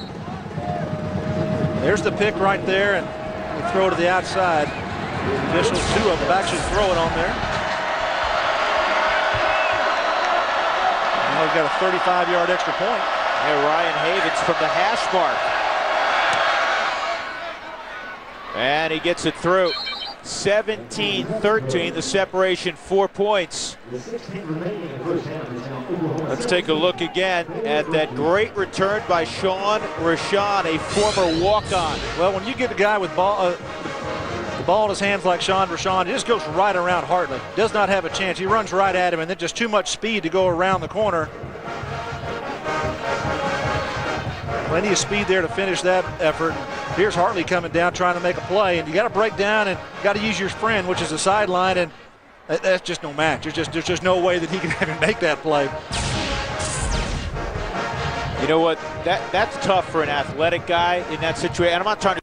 Hartley's not. He may be a terrific athlete, but when you have a guy running full tilt at you, even with the boundary there, no, that's not an easy play. And really, he had a two-way go. Sean could have gone back inside or gone outside. He just chose to go outside. But with his speed and what he was going with, he did exactly what he needed to get it around the edge and all the way to the house for Baylor. You're talking about Baylor responding offensively. Oklahoma's taking over the momentum in the game, and then bang, special teams play. Kind of quiet out here right now, isn't it? These fans, up in his ball game, 17-13, but a little quieter here in this stadium. Now the Baylor defense has to go out there and do something because the last couple of drives have been all OU. They've been able to run the ball, pass the ball. So Baylor's got to find a way to slow them down if possible. But you can see a difference in this Baylor football team. And what did Guy Moore? They didn't come in here for moral victory. No doubt. What did Guy Morris tell us? Hey, the first team to 21, 23 points might win this game. Getting pretty close. He might have to amend that. Reggie Smith, 2 yards deep. Nowhere to go, but somehow he finds a little bit of an opening momentarily and gets it out to the 15-yard line. Nick Moore went down on a couple of special teams tackles.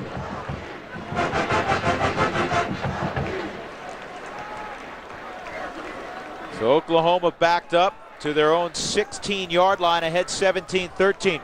The first down line is brought to you by Overstock.com. Visit Overstock.com today and start saving. It's all about the O. Oklahoma from the sideline right to the line of scrimmage. Rhett Bomar in the football game is 12 of 18. And he'll go play action here. Throws it in the flat to Runnels. And he makes 2 men miss. And coming back and making the tackle is C.J. Wilson. He was the guy who initially missed. Yeah, C.J. flew by, did a flyby on J.D. Runnels. J.D. catches ball out of the backfield. Rhett Bomar doing a good job of checking down to his fullback. He's got a few catches in his ball game already and tosses it out there to him nice. And watching the outside, C.J. not just fly by. You got to hit him. You got to make that tackle. Another inside-out missed tackle there by the defense. That was Tyler Lindstrom coming from the inside. Gutierrez takes the football, and he'll have a first down at the 33-yard line. Time for another Dr. Pepper game break. Mike Goldberg, what do you know? Well, I know there's no hangover in South Bend due to the loss to USC because Brady Quinn was outstanding. 476 yards, a school record, 6 touchdowns today against BYU, and Charlie Weiss gets his first home win as head coach of the Irish. Mike ended up being a runaway, but early on BYU was giving Notre Dame all they wanted. With Gary Reasons and Jim Knox, I'm Drew Goodman from Norman, Oklahoma. 17-13 here. Sooners and the Baylor Bears locked up in a good one. Bomar, he's got a man all alone down the middle of the field, and Rankins drops the football. Too much time to think about it. Juwan Rankins was all by his lonesome. Wow, all the Sooner fans all let out air at the same time because, wow, this is something that you really should have. Juwan Rankins is downfield, and the defensive back for Baylor actually gives up on the coverage. Rhett Bomar comes around the side here. He's just a little bootleg, go back in the backfield. They're trying to hit him down here. Nothing going, and you see the guy fall short. Juwan Rankins in the middle of the field say, hey, throw me the ball, and guess what? You got it, but you got to make the catch. Rhett Bomar does his job. Juwan, you got to pull that ball in. That's a big play if they'd have had it for the Sooners. Gutierrez with some room. Another first down. Gutierrez has the edge. Inside the 40-yard line of Baylor. Well, Jacob Gutierrez, he's not big. He's 5'7", about $175, and coming into this ball game, just 16 carries on the season. Young man from San Antonio, the 2002 City Player of the Year in San Antonio. Physical standout here. Good blocking. Take a look at the point of attack here, and then Bush going to come across, and Gutierrez get right in there behind him. And watch the move here. He sets up the defensive back and makes him grab grass.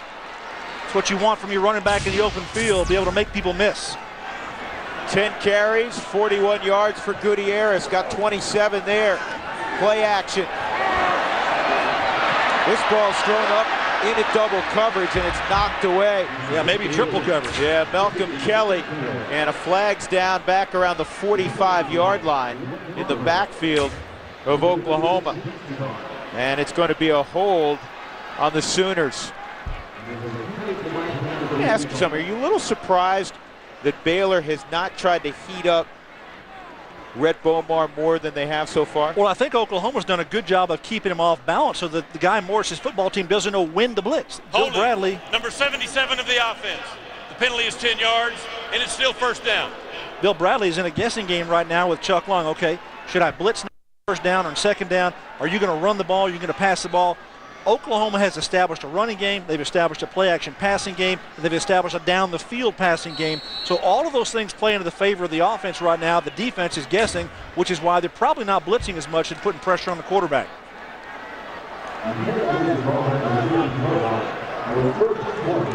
249 yards of offense for Oklahoma in the first half.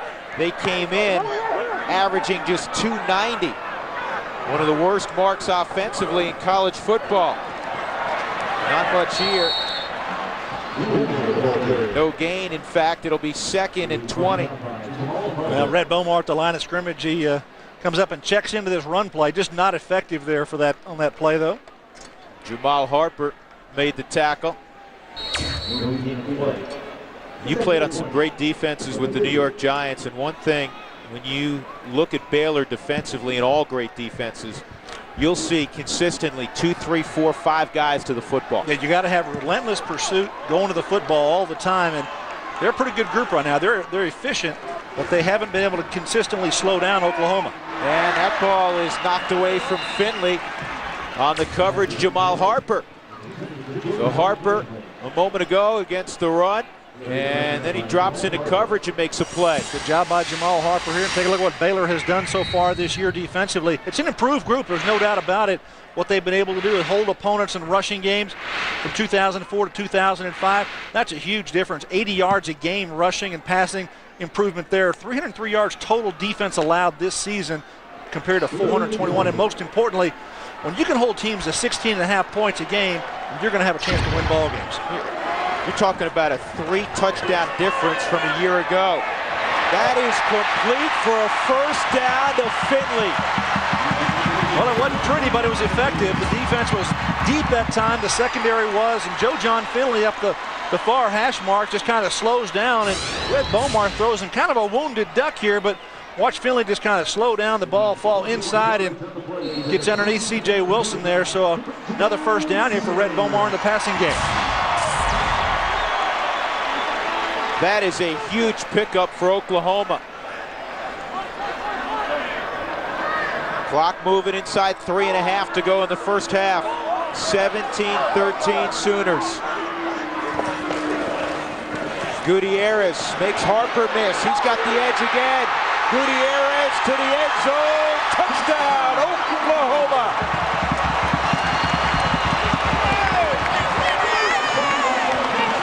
If you're a Sooner fan and you did not know who Jacob Gutierrez was before tonight, you do now.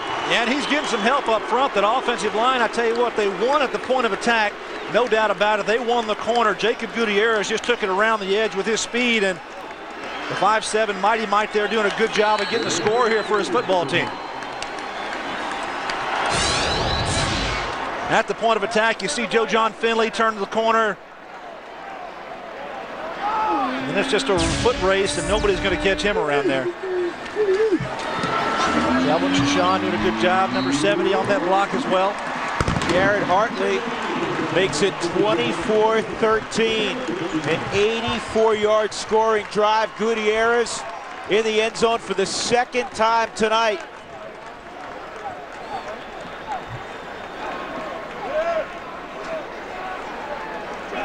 This against a defense that had been pretty solid against the run coming in Baylor. Shashan right there holding it, and then Joe John Finley on the outside holding that block. And then the defense from the inside out, they just cannot get there. That's Maurice Lane trying to get to the sideline, not able to catch up with him, and pretty good wheels by Gutierrez. First half, still 3:13 to go, Gary. Oklahoma becomes the first team this year to score more than 23 points against Baylor. So they put up some pretty good numbers, consistency, we talked about that, and we've got plenty of time here left in this half for Baylor to get out there and do something on their own. 24-13, still a ball game here, no doubt about that, but right now Oklahoma has been very effective offensively. How about this for effective offensively? 184 yards of offense in the second quarter for Oklahoma. Guy Morris's club, 15 yards. That's dominance. There's no doubt about that. Oklahoma's done everything they wanted to do, and Baylor's not been able to find that same rhythm they had early in the ball game. In fact, they haven't had it on offense in about a half hour, because the last time they were going to get it, Sean Rashawn went 97 yards for a touchdown on a kick return. So Hartley set to kick it deep. Well, I bet there's some coaching going on the sidelines here for this kickoff coverage for Oklahoma. Bob Stoops very, very adamant about special teams play. He's kicking into a bit of a breeze. And this is a short kick taken by Rashawn at the 22. He loses the football. Oklahoma is on it. The Sooners have the football. Oh, you talk about going from top shelf stuff to drag it off the field. Sean Rashawn in the end zone a few moments back, and now he coughs it up. Alan Patrick also covered on this kick. We talked about Gutierrez covering kicks. Number 23 is going to be the one who's going to make the tackle on him on Sean Rashawn and just hang on. There's the contact, and actually one of his players knocks the ball out. That Jones underneath there, he actually runs into Sean Rashawn, and Patrick on the nice tackle.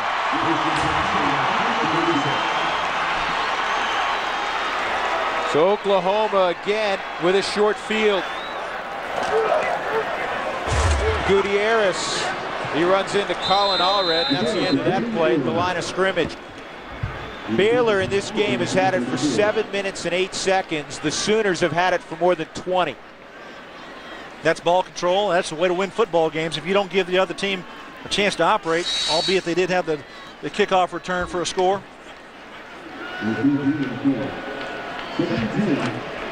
That's reminiscent of a game back in '89. Oklahoma won against Baylor 33-7. They ran 72 plays. 70 were on the ground. Pressure coming, and Bomar gets away. And he'll throw it away now.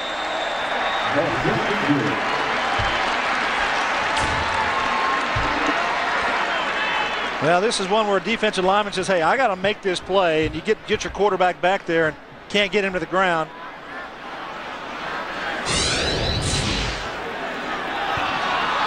That's Julian Hill who had him wrapped up. 250-pound defensive end. Yeah, we got a flag against Oklahoma. I think it's going to be maybe grounding. Intentional grounding here, throwing the ball.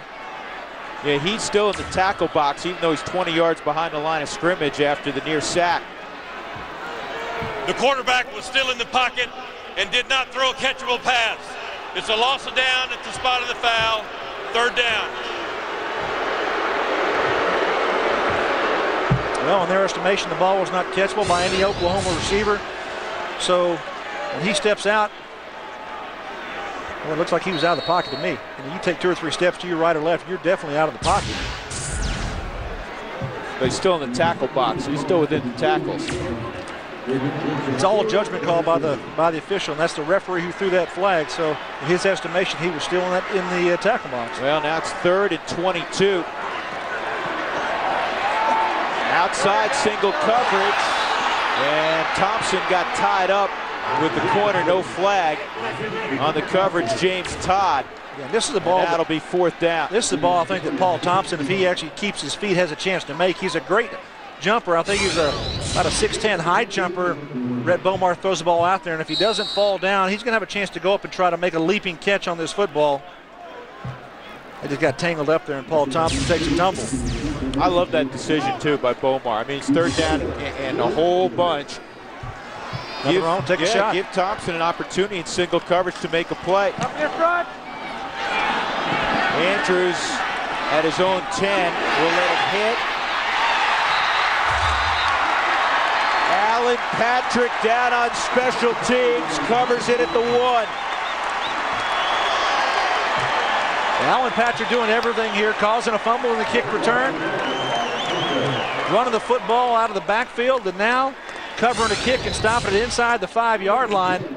In college football, you just have to maintain control, and he does. Stops the ball, tosses it back. He's not in contact with the end zone. Good job by Patrick. 47-yard punt by Cody Freeby, and a net of 47.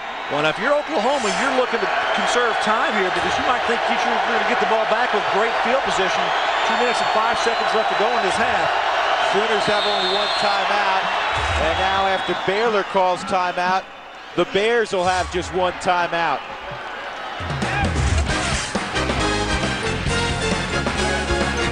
(24-13) Oklahoma. 24-13 Oklahoma, 2:05 to go before halftime, and the Sooners have Baylor backed up inside their own 1. Mosley will give him some room. Well, that's a hard-nosed run there out to the 9-yard line. That's a vintage Paul Mosley run.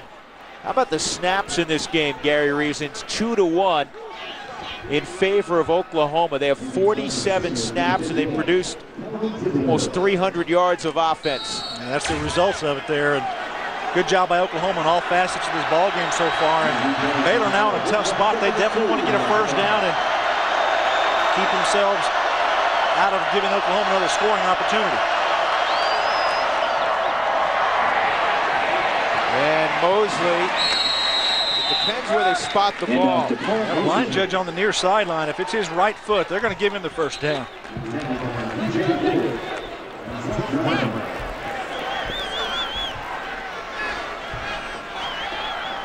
And they will not measure Cooper Castleberry. He's got that 20/20 vision. See, he looked from about 45 yards away. He plumb lined it, and he said it's a 1st down.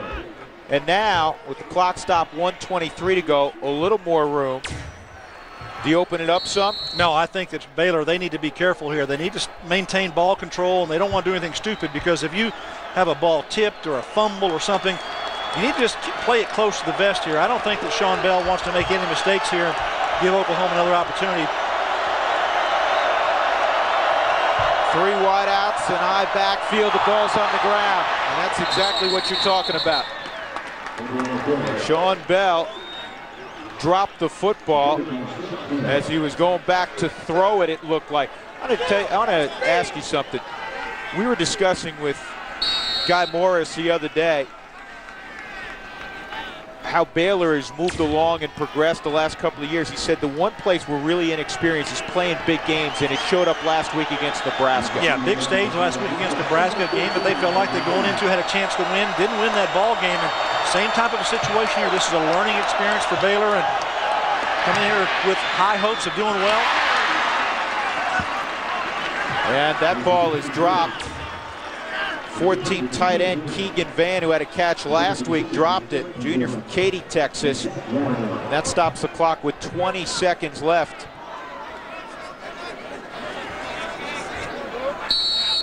Well, I'd be surprised here if Baylor doesn't put this ball on the ground and run the clock, try to get out of this half and get back at halftime and regroup a little bit.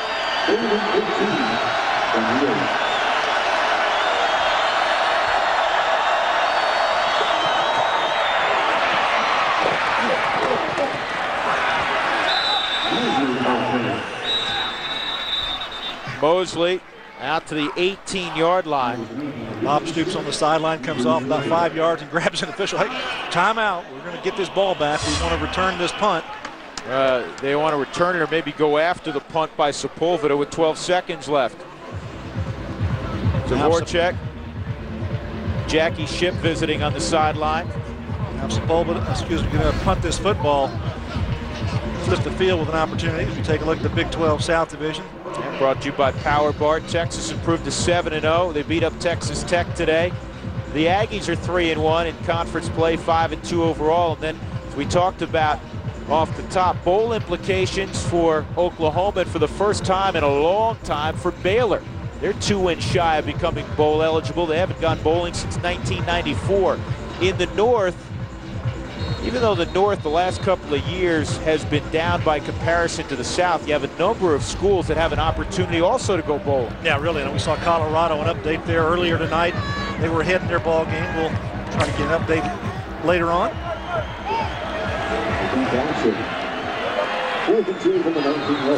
Oklahoma, you gotta believe they'll come after Sepulveda. So if I'm Sepulveda, I don't punt this ball at all to a returner. I kick it right or left of him, try to kick it out of bounds. They come after him, and he got rid of it. And Gary, he did exactly what you said. He just got the football out, and it was away from Rankins. It dies at the 42-yard line, and that will be the final snap of the first half. The first quarter, it was Baylor's first quarter. In the second quarter, it was all Oklahoma. And let's go downstairs to Jim Knox. Okay, thank you, Drew. Coach, you got to be pleased the way the first half came to a close right here. Fourth-team running back in Jake Gutierrez, and you guys close to 300 yards of offense. He's a great young man, a great competitor, great player. We knew he'd do pretty well. We knew he'd do well. He's an excellent player. Penalties, kicking game, and turnovers. That's the whole deal. You know, we're the kicking game and the turnover we give them down there. You can't do that. Thank you, Coach. All right, Jim, 24-13 at the break. Bob Stoops' Oklahoma Sooners in charge from Owen Field in Norman. Now let's join Mike Goldberg, Billy Ray Smith, and DeMarco Farr for our College Football Saturday halftime report. Drew, thank you very much. Welcome to the College Football Saturday Halftime Report alongside the Hall of Famer Billy Ray Smith, the Super Bowl and national champion and Heisman Trophy Award winner as well. DeMarco Farr, I'm Mike Goldberg. Let's go right to the big battle of unbeatens in the Big 12. College Football Saturday presented by Kyocera. We're at Owen Field in Norman, Oklahoma, a couple moments before the start of the third quarter, 24-13. Sooners back upstairs with Gary Reasons. I'm Drew Goodman. Oklahoma put together their most productive half offensively, and they did it with a fourth-string tailback. Hey, Jacob Gutierrez came in here, did a great job. Adrian Peterson still hampered by that ankle injury, so Gutierrez, the sophomore, has to go and does a good job for this football team. You know, the biggest thing I think in this football game has really been the play of the offensive line. Gutierrez has had blocking in front of him, giving him some lanes to run the football. Now, I think the play of the quarterback has definitely improved. Rhett Bomar has gotten hot in this football game. He has spread the ball around, 175 yards passing in the first half. And so Rhett Bomar combined with the running game really is the key here for Oklahoma. You take a look at this Honda stats here for the first half. Baylor, you take a look at what they've done. Not a whole lot offensively, just a total of 96 yards. Credit that to the OU defense. and 299 yards for Oklahoma. They have been very efficient, very effective, and the time of possession is key in this football game. Over 20 minutes for Oklahoma and just for 9 minutes for Baylor University. Well, let's get it downstairs again. Third member of our crew, Jim Knox. Jim. All right, thank you very much, Drew. I just got through talking to Guy Morris, the Baylor head football coach, and he told me they just got to get it in the end zone somehow, take some pressure off the defense. I asked him about his quarterback situation, guys, and listen to this. If Sean Bell does not do well here in the second half, look for Terrence Park to get into this game very soon. Well, that's something, Jim, that Guy told us he may do in this football game. Parks played last week a few snaps, and he'll do it to give his team a boost, to give him a little bit of a lift. Parks is a very athletic kid with a home run arm. We'll see how that story unfolds in the third quarter, but Baylor didn't have the football much at all in the second quarter, and now they got to play defense. Hey, take a look what Oklahoma's done offensively here. Rhett Bomar, 175 yards passing. Gutierrez and Runnels. Runnels catching the football out of the backfield, and Gutierrez impressive here running the football. But again, I think the line play is key here for Oklahoma, establishing their passing game, getting the running game going.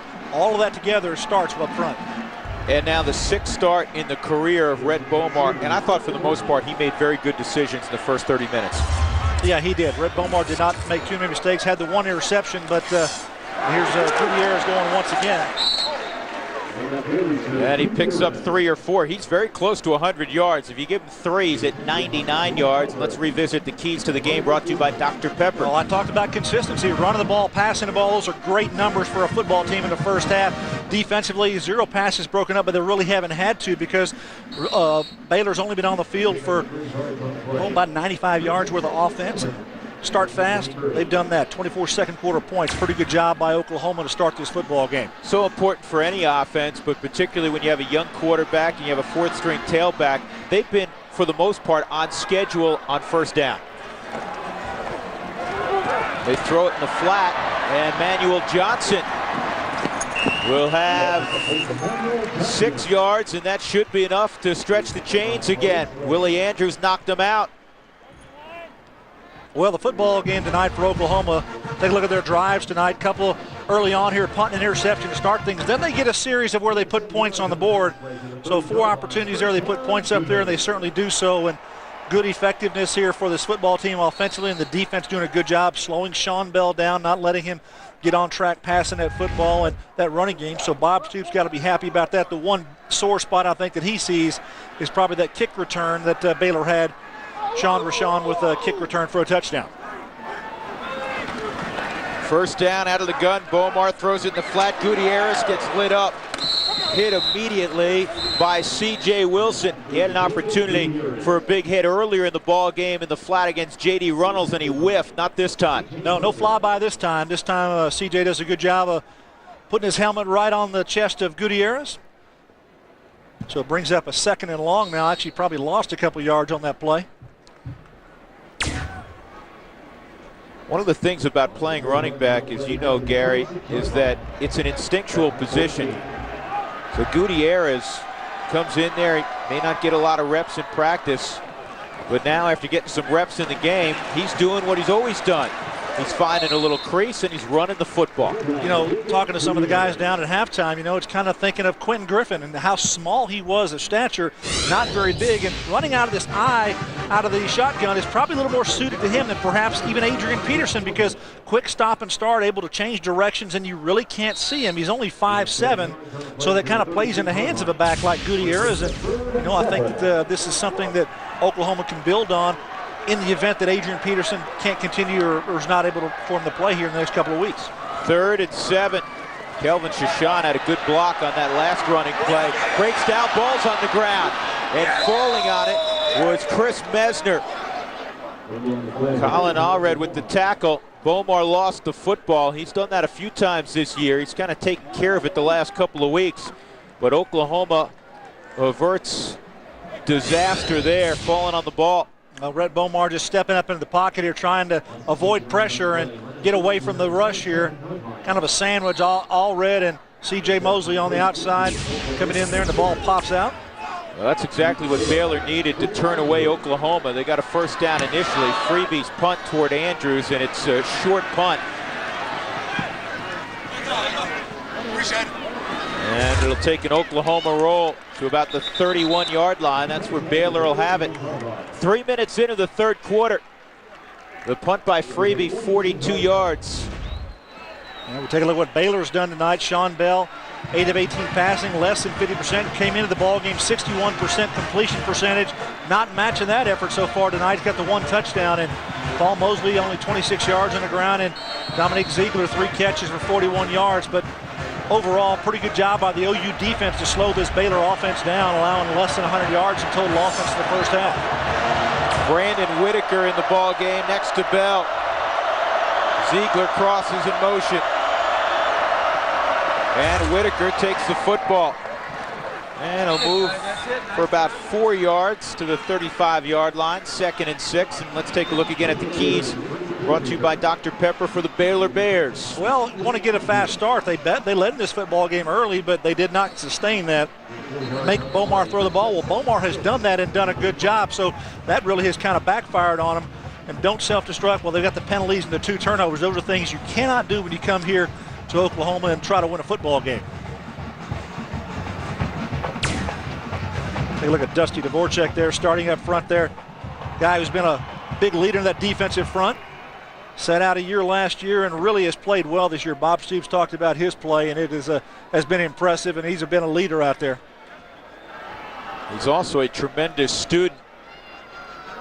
He's a guy that will be up for academic all Big 12 honors. We have a delay. There's some sort of discussion. I don't know what it would be about. Previous play was a running play for about 4 yards. Maybe a clock issue. They're looking up there. Now, that's probably what it is, because when the change it downs, there was 12 minutes, only 3 seconds. Clock to 11:50. 11:50. Yeah, that running play took more than 3 seconds. There we go. Got that squared away, so now we can play some football. 2nd down here for the Bears. Ziegler and Shelton go right. Shelton's in the slot. 2 tight ends. Whitaker, the running back. Play action boot. And that pass high to the tight end Mike Miller. And that's one you got to have. I mean, that's a little catch and throw you run in practice, and that's got to be automatic. And the throw from Bell, too tall for Miller, and Miller's a big kid. He's 6'3 plus. And Sean Bell's rolling to his right. Should be an efficient throw here for him as a right-handed quarterback, and ball sails a little bit there, so big tight end can't pull that ball down. So it brings up another 3rd down situation here. They've been good on 3rd down this year. 4th in the Big 12. Tonight, just 2 of 7. They drop 8 into coverage, and that will be close to a 1st down. Ziegler got to the 41-yard line. That's about where he needed to get to. And now the spot, I believe, is going to move him just a little bit short of the 1st down. Might be about a foot short here, yeah, Drew. It'll be interesting to see what Take a Scott look at the Morris pressure does. here. You've got 3 guys coming, then you're going to drop 8 underneath here and let the defense catch the ball in front of you right there. Then you're going to pop up and try to make a tackle and stop them short of the 1st down yardage. And they're going to measure here, Drew. Wow, yeah, Cooper Castleberry's got those good eyes, Gary, and he's staring it down again. And now Sean Bell's come over, and he wants to take a look. He's got his big offensive tackle there coming over and taking a look at it. Let him see if it's going to be measured for a 1st down. Might have been one of the punt. Bring Glenn Oskin over there trying to look down the line and say, well, we're not going to measure this because it's not a 1st down. Yeah. And they're going to bring in Sepulveda, the punt team.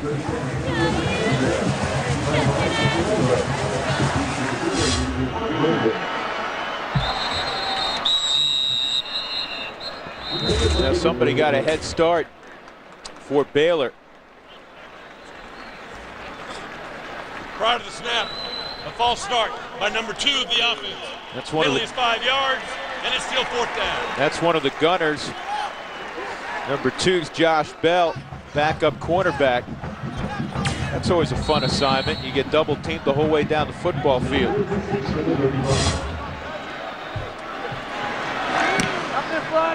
And this is a line drive returnable punt. Rankins from the 10. Trying to get to the wall. And he'll get it out above the 20 to the 23-yard line. One possession for each school here in the third quarter. Nothing's changed on the scoreboard. 24-13 Oklahoma. 54-yard punt by Sepulveda. Return of 12 by Rankins.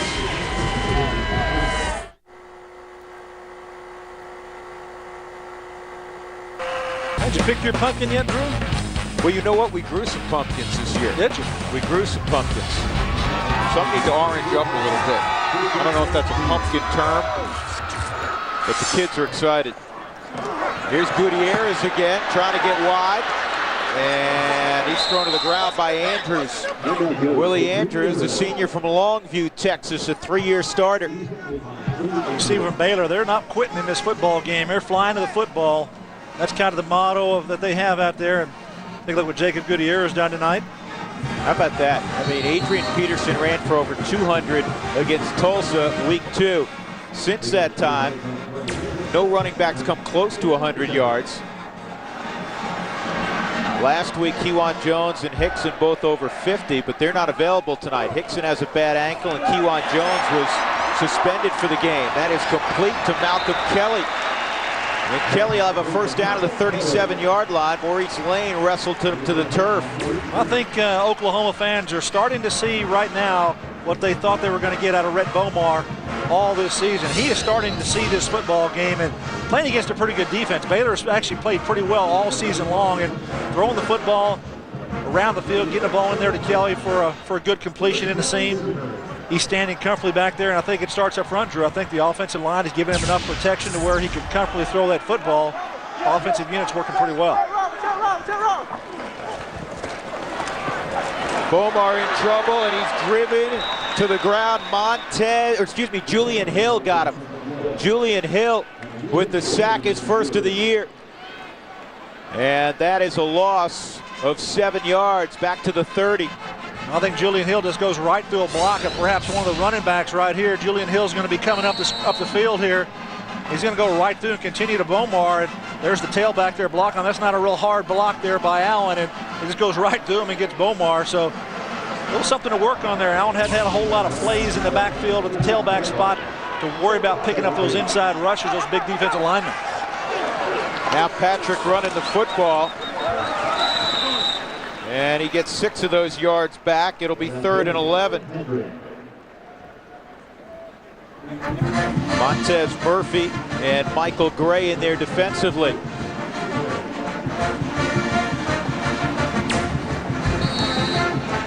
We were talking about Malcolm Kelly after that catch. Body type wise, he reminds me of Roy Williams. Not Oklahoma's Roy Williams, Texas's Roy Williams a couple years ago. Yeah, 6'4", 205 pounds, a great target. Lanky's got good speed too, 4.5 or better. Get down the field and stretch the field. Pressure coming again. Bomar on the run. And he's hit hard, dropped at the 31-yard line by Jamal Harper. Allred had pressure. And Bomar's hurting now. He's grabbing his calf. You hope it's a cramp. But Bomar's not getting up. Well, and keep in mind, the backup quarterback is a starting wideout. Number 12, Paul Thompson, who started the opener against TCU. A 17-10 loss. Well, that's disappointing because he's been playing very well in this football game. That time he just goes out there and tries to make something with his feet. Good contact by both linebackers. Harper and Allred on him on that tackle. Take a look at Paul Thompson's numbers on the season. Take a look as Allred tackles him around the legs, and there's Harper.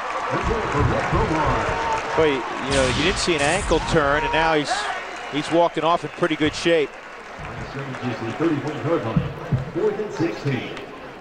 He's got that left ankle heavily taped, the right ankle heavily taped. You hope he just tweaked a previous injury, and it doesn't look to be serious. You know, he might have got a hit there. That Allred, when he swung there, saw his foot go down. That's what happened. He knocked his foot out behind him, and just that firm arm thrust there that Allred had knocked his foot out behind him. So just a little ginger. Hopefully he's going to be fine. Freeby will punt it. Andrews back at his own 30 for Baylor. Short punt. And Andrews will take it on the bounce. And he is drilled at the 35-yard line. Good coverage by Oklahoma. A punt of 38 yards, just a couple on the return. 24-13, Oklahoma. College football Saturday presented by Kyocera continues from Norman, Oklahoma. 7:35 to go in the third quarter. The Sooners leading the Baylor Bears 24-13. Drew Goodman, Gary Reason, Jim Knox.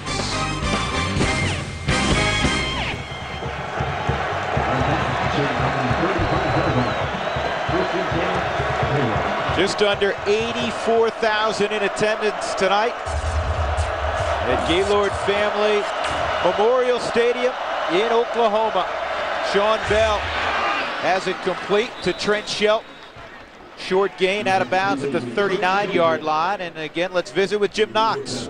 Okay, thanks, Drew. The Rhett Bomar story continues here on the bench. He's up. He was down on the bench, though. They were massaging his right calf, so it looked like a calf cramp. So it wasn't his right ankle. They were massaging his right calf, and he's up right now. Everything looks well with Rhett Bomar. So that's good news. You ever get one of those, got to jump out of bed, you get him at night? Yeah, just get stiff, and there's nothing you can do. Just got to kind of relax and get that thing worked out. Got to get the legs straightened out. Short gain there for Paul Mosley, tackled by C.J. Ayu. Third down and 4.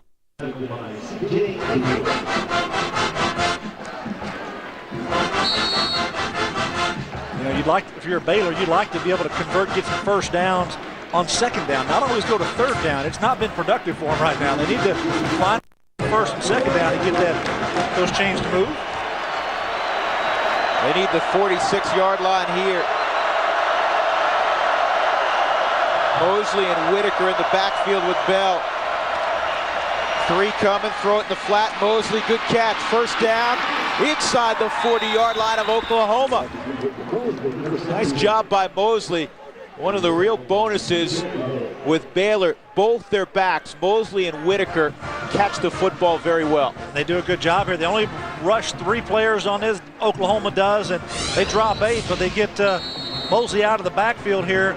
Does a good job of turning it up, and number 41, Darren Williams, he's coming to make this tackle right there. He just kind of lets him go and continues on to the back of the end, back into the secondary for more yardage.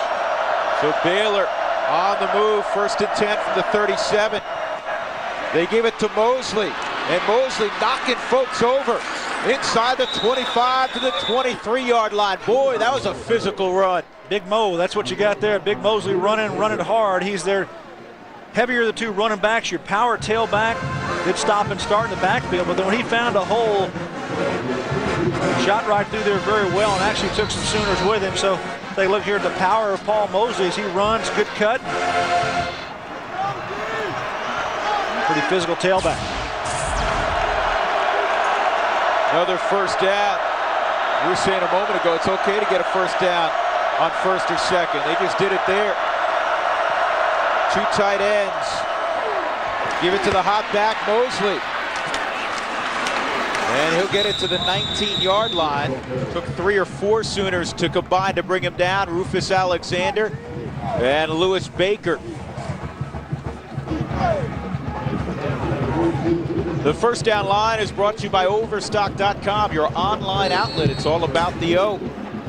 5:36 to go in the third quarter. Drew, this would be a big boost here for Baylor if they can punch this into the end zone, get them back into this football game. 24-13 margin now, thinking points on the board. Shelton and Ziegler go right. Oklahoma shows blitz, they come with it. Bell has single coverage, it's complete out of bounds at the 7-yard line. It's Dominique Ziegler, knocked out by DJ Wolf. How do you like Sean Bell? Smooth in the pocket, got good footwork and throws kind of off his back foot on this one, little half roll, but gets it out there very nicely to Dominic Ziegler right on the sideline. This is good timing between a quarterback and a receiver. The receiver's got to turn and be in the right area and look back for that football and have the confidence that's going to get there. Sean Bell's going to step out and take a look at him run down there, and then he zeroes in on Ziegler, throws the ball before he even looks around, and good spot for that ball.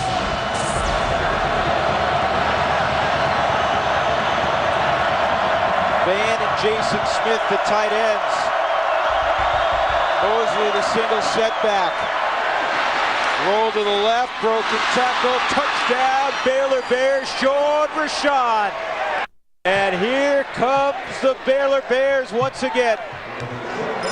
Nice play design here. This is a one-on-one setup here. They're going to get a good explosive player, Sean Rashawn, on Chichoke Onyenagetcha, number 22 for Oklahoma. It's one-on-one here, and Sean Rashawn takes him inside and then goes around, and then he just stops and starts, and Brate lets him miss the tackle. Good job by Rashawn of turning that short catch into a touchdown here for Baylor. First receiving touchdown this year for Rashawn. He's got one on a kick return, a punt return. He's got one rushing, and now one receiving. They'll go for two again. Bell, and he was dropped by C.J. Ayu. Two-point conversion's no good. 24-19 Oklahoma. 5:06 to go in the third quarter. A 7-play, 65-yard drive orchestrated by Sean Bell. The plot thickens from Norman. 5-point separation. In Memorial Stadium, 84,000 folks, and it's an intriguing ball game. 24-19 Oklahoma leading Baylor. Drew Goodman, Gary Reasons, Jim Knox, and that kick 7 yards deep. How about this? First quarter, Oklahoma outgained Baylor 115-63, 184-33 in the second quarter. In the third, 74-15 in favor of Baylor. Talk about making mistakes coming in here. You're trying to go for 2 points to get it within a 3-point margin, but if you can hold it right there, you can see you've got a tight end on the line of scrimmage here and nobody on the line of scrimmage over here. This is actually a busted formation by Baylor. They need to have a tight end there to throw that ball to, and Sean Bell says, hey, where's my guys at?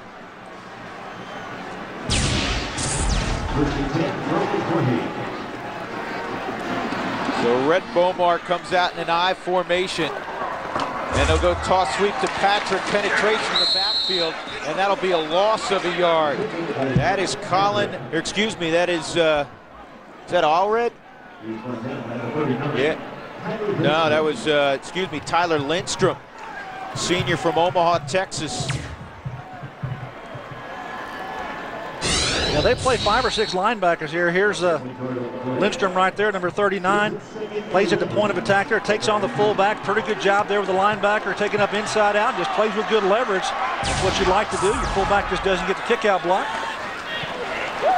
Pressure, and here's the blitz packages starting to get to Rhett Bomar. He was pretty much untouched in the first half. Allred got there, and Bomar just now picking himself off the turf. Well, you got to take some shots here, and that's what Bill Bradley's doing. Get his defense to make a play in this football game. The sack earlier, and just see the pressure. You can see they're only rushing 5, but they bring Colin Allred around on a loop stunt around the nose and gets there untouched. 4th sack on the season for Allred. He's an enterprising young man. He's got a computer repair business. He had a quarterback repair business. That ball's here nearly intercepted by Todd, and Oklahoma goes 3 and out. They went backwards there. Malcolm Kelly, the intended target.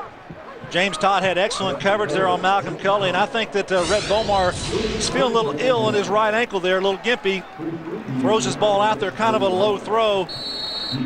Allows for Todd to almost pick that ball off. He's fortunate it was not picked off. Good coverage by Todd, the junior from Marshall, Texas. Freebeal punted out of his own end zone. Baylor figures to get great field position. Go from a tight punt formation. it's not a good effort off the side of the foot. It does take an Oklahoma roll. And a flag is also down back at the 7-yard line. Yeah, probably going to be a holding penalty here on the rush. You got it, Gary. Yeah, Baylor was rushing on this punt, and it looked like to be on the right side. There was going to be a takedown here. That's what they're going to call as a holding penalty, but great field position for Baylor. They may decline this penalty. It looks like that's what their coaches are saying over there at the 50-yard line. I'm not so sure I wouldn't make him punt it again. Back deep in his own end zone, and Freebie, they may not have seen it, but Freebie kind of hobbled off the field.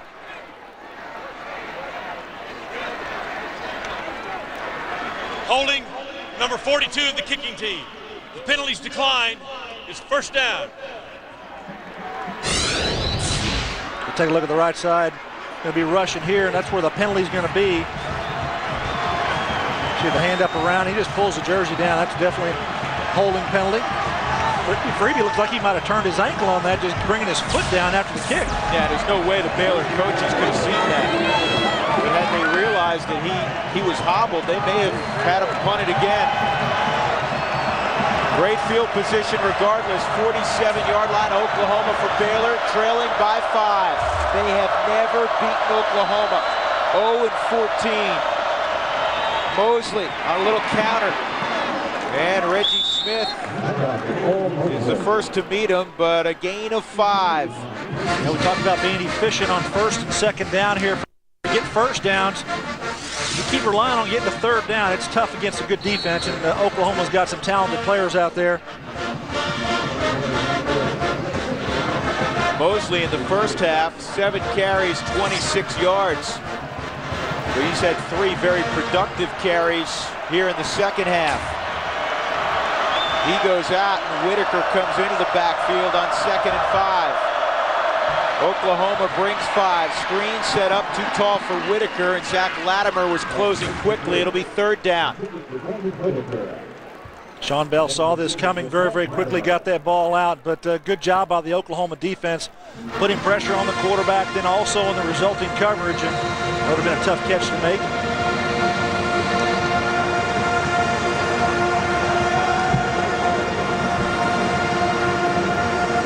Big 3rd down here for Baylor. They need to convert this. Got great field position after the punt. Defense did a great job, and they would like to capitalize on this field position, no doubt. And for the first time in a while, here comes the great crowd at Owen Field. 84,000 strong. They throw it to Ziegler, and he can't come up with a circus catch. Pretty good coverage by Darian Williams. Well, it would have been a circus catch, no doubt about it, because Dominique Ziegler turns all the way around. Sean Bell throws it to his outside, and Ziegler not able to make this catch. Look at the effort that he makes, though. Stops and starts, spins all the way around, and gets a hand on it, almost 2, but cannot make the grab. So Baylor decides to punt here. Got to play field position.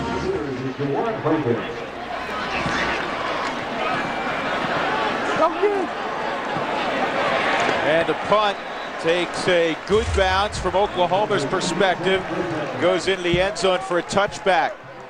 And Sepulveda mad at himself, the Ray Guy Award winner from last season, not getting that ball to go out of bounds before it goes into the end zone. Would like to have had Oklahoma pinned back.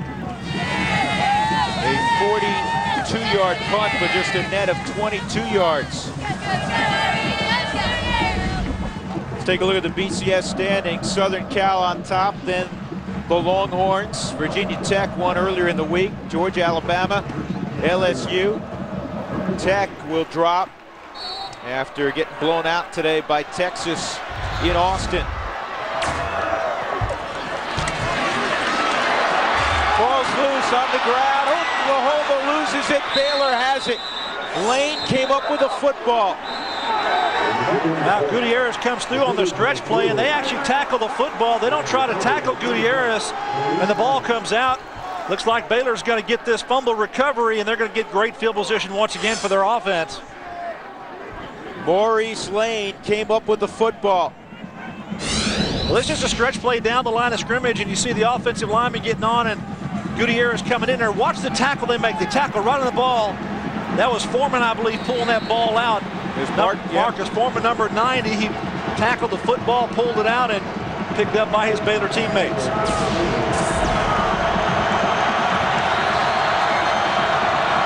Baylor at the plus 30-yard line. Oklahoma. And the Sooners called timeout.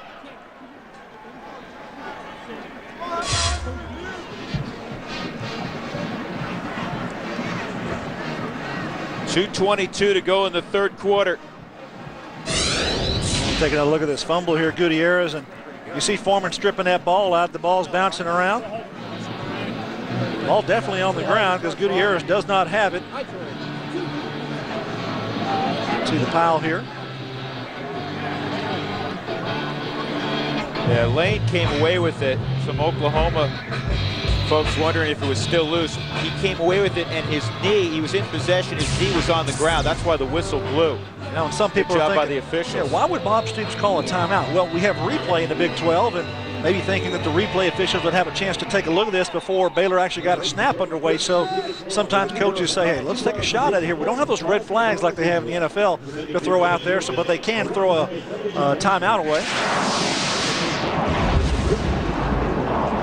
Yeah, Maurice Lane has been a terrific player throughout his career in Waco. And look at this on the all-time tackle chart. Nobody's going to catch the Hall of Famer Mike Singletary. But Maurice Lane, before he's all through, maybe second in terms of all-time tackles. Yeah, he's been a big-time player for him and moving up the charts in every ball game that he plays. Some of those 600 numbers by Mike Singletary. I played a college career, started for 4 years at linebacker, made a lot of tackles, got just almost a 400. He got 600? Man was all over the field. And he didn't stop once he got to Chicago. No, continued there as well. The thing you'll never forget about Mike Singletary, the eyes. Definitely as a guy who played with a lot of passion, a lot of heart. And, you know, he brought that enthusiasm to his football team, and he demanded excellence from everybody around him. And I think he's getting the same kind of results in the football field now coaching in the NFL. Play is confirmed as called on the field. It was a fumble and recovered by Baylor. First down. Well, Bob Stoops got his wish. At least they took a look at it, and the play was under review, and now Baylor's going to have great field position to start at the 30-yard line of Oklahoma. That's an opportunistic play. Guy Morris would have to teach his football team. You got to make those kinds of plays. You come in here and get a turnover. Now you got a chance to put points on the board, put a touchdown up there, and go ahead in this football game. Down 5 points. Touchdown puts them on top. Baylor came in even in turnover margin. Oklahoma came in -3. Blitz coming in the flat. A block, and Lane as he put it on the ground, Lane put it on, Payne put it on the ground also. Oklahoma football. Trey Payne put it on the ground, and the Sooners get it right back. Reggie Smith was involved. Drew, I'll tell you one thing, all I saw was about 4 or 5 red shirts running towards the football. This is a quick screen pass. We have one blocker out there for him. And that's not enough because there's a lot of crimson jerseys going over there trying to get this football and get this ball carried to the ground. Take a look here on the outside. He catches it, cuts back inside, and then it's just pop right there. You get a lot of guys. You saw the ball come out on a round, and Reggie Smith actually picks that ball up there. Free safety. You see him avoiding the block, getting back in there on the action. Linebackers are coming in there, and the ball's on the ground, and Sooners have it going once again. Patrick is in for Gutierrez. Here's a waggle. And Runnels made one man miss. He got 10 yards before Allred dropped him. Give him 11, in fact. Another first down for Oklahoma. Let's check in again with Jim Knox. Jim. Drew, the Sooners are now down to their 5th tailback. Directly behind me, Jacob Gutierrez on the bench. They're working on his right hamstring. So Gutierrez right now out of the ball game. They're down to their 5th running back. I want to know who's next. I think Knoxie is. He showed pretty good footwork beginning of the ball game. Well, maybe not. Knoxie's healthy. I don't know if he's next, but he is healthy. Here's Patrick. That Oklahoma line moving people out. 5 yards. 4 yards on that pickup. It'll be 2nd and 6. And you take a look at Rhett Bomar walking around out there. He's a little ginger on that right ankle as well. He doesn't have his normal giddy up. Minute and a half to go in the third quarter. Oklahoma trailed 6-0 early. They're ahead 24-19. Yeah, Rhett Bomar not moving around real well.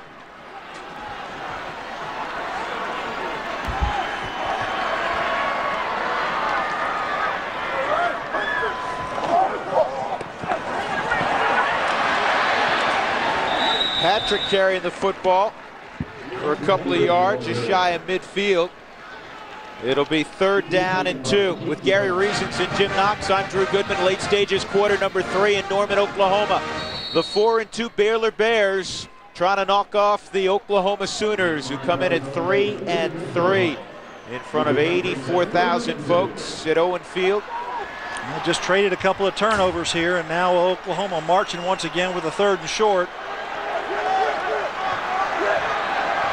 No Adrian Peterson tonight, no Kewan Jones, no Donta Hickson.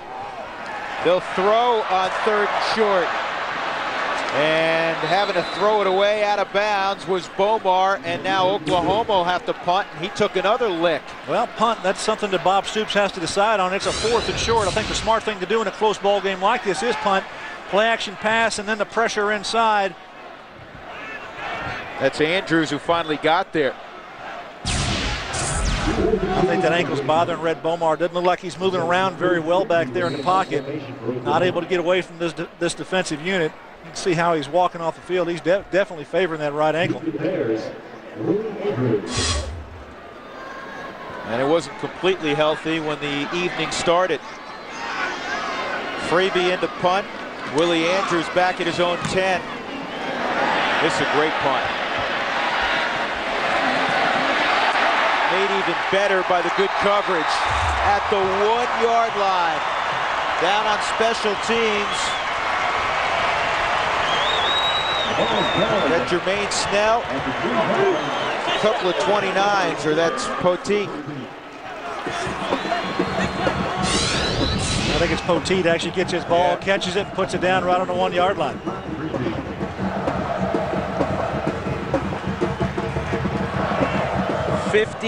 Check it, 47-yard punt and a net of 47. And good coverage by Poteet, downing it at the 1-yard line. So Baylor, well, now they're going to mark it at the 3. It's a little strange. That's where he first touched the ball. So that's what happens in college football. When it first illegally touches the spot of the ball. And nothing doing on that first down carry. Now Baylor started inside their 5-yard line on offense 3 times now. It's tough to get going from there. Mosley, not much on first down. That'll be the final play of the third quarter. 3 chapters done in Norman. 24-19 Sooners. You're watching College Football Saturday, presented by Kyocera on FSN. A whole lot of fun so far, and we have another 15 minutes left in regulation. 24-19 Oklahoma. 119 yards for the number 4 tailback, Jacob Gutierrez. Bomar's thrown for almost a couple of yards for the Sooners. Baylor's put it on the ground 4 times. And that is a drop. That ball has to be caught. Jordan Adams wide open, had it go right through his mitts. It'll be 3rd down. The first down line is brought to you by Overstock.com. Visit Overstock.com tonight and start saving. It's all about the O. Yeah, kind of a risky play there out of your end zone, little bootleg, and should have had a completion to his tight end. Ball goes right through his hands, would have given some breathing room, but still here at the 4-yard line. Now you may be forced to throw it from your own end zone.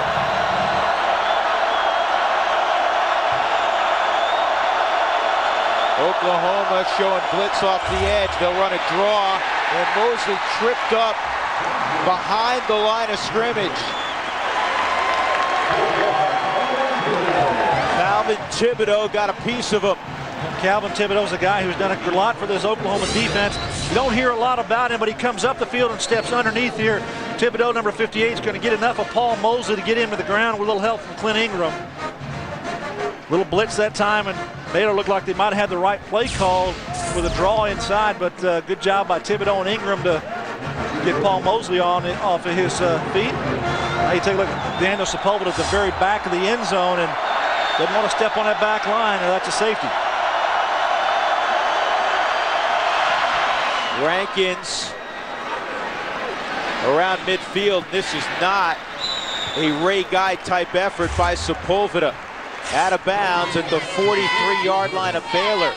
They punt of 40. Oklahoma with outstanding field position when we come back to Norman. Back in Norman, still more football left for you tonight. Not only here with Oklahoma and Baylor, but later on, Washington State will be taking on number 23 Cal right here on FSN. Great field position right now for the Sooners from the 43 of Baylor. Two tight ends, Patrick on a delay. Boy, he gets stood up in the hole. Good looking hit by Julian Hill. He's played himself a nice football game. He's been involved in the running game. He has a sack. When Bomar has gone back to throw, he's had a couple of pressures. Nice day for number 93, the former walk-on, a junior from Katy, Texas. Yeah, this Baylor defense is what's keeping them in football games and doing a good job up front. And although Oklahoma's had some success running the football and throwing the ball, Baylor has done a good job on occasion. They'll keep it on the ground. Gutierrez back in there. And you know what? He's so close to the ground, you're never sure if a knee touched or not. I mean, the knee's only about 18 inches off the ground. He just rolled right over, and Gutierrez says, hey, I didn't touch the ground. My leg didn't touch the ground. I'm going to keep going. You just see the defense come in there, and they grab him and they spin him around. And is that Maurice Lane coming in there? Or is that Andrews, Willie Andrews spinning in? And I think he did touch the ground. He just so quick to get up and get down. He's back in the ball game. He was nursing that hamstring on the sideline. Jim Knox told us about that, but good to see him back out there for this football team. He's had a good night. He has had a good night. Oklahoma goes nowhere on their first two plays. Now it's 3rd and 10.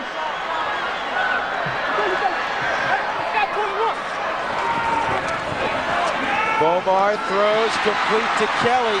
He needed 10, he got 10. Malcolm Kelly in front of James Todd.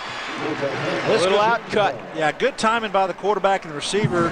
Kelly just pushes it up the field, and then he squares to the outside. And Rhett Bomar, 1, 2, 3, fire the football. That's what he does, steps into it, and good job there by the big receiver.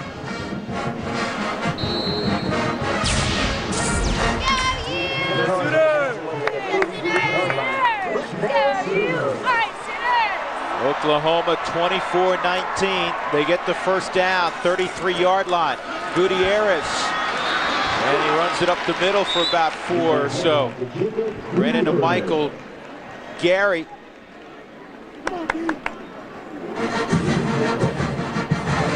What a job by Jacob Gutierrez, just to revisit the story, and now maybe the hammy's bothering him. He kind of will hobble off the field, and Montez Murphy's going off.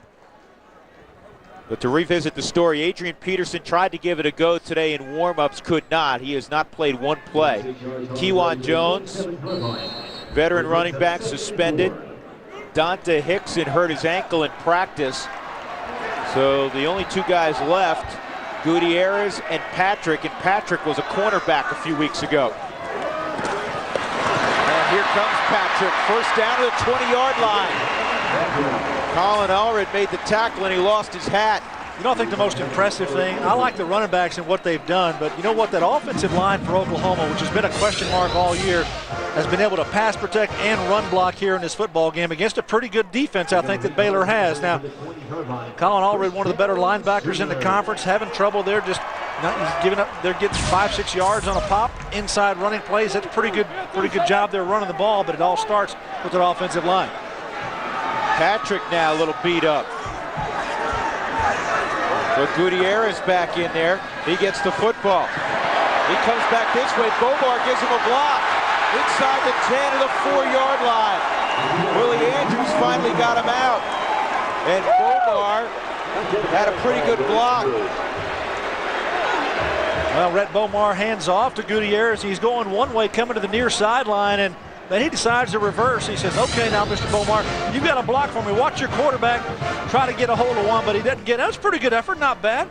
Top of the screen, you got Malcolm Kelly, gets one guy on the ground, and Willie Andrews couldn't get blocked and makes the tackle eventually on Gutierrez out of bounds. Patrick's okay. He comes in for Gutierrez, who comes out. 1st and goal inside the 5-yard line for Oklahoma. The Sooners ahead 24-19.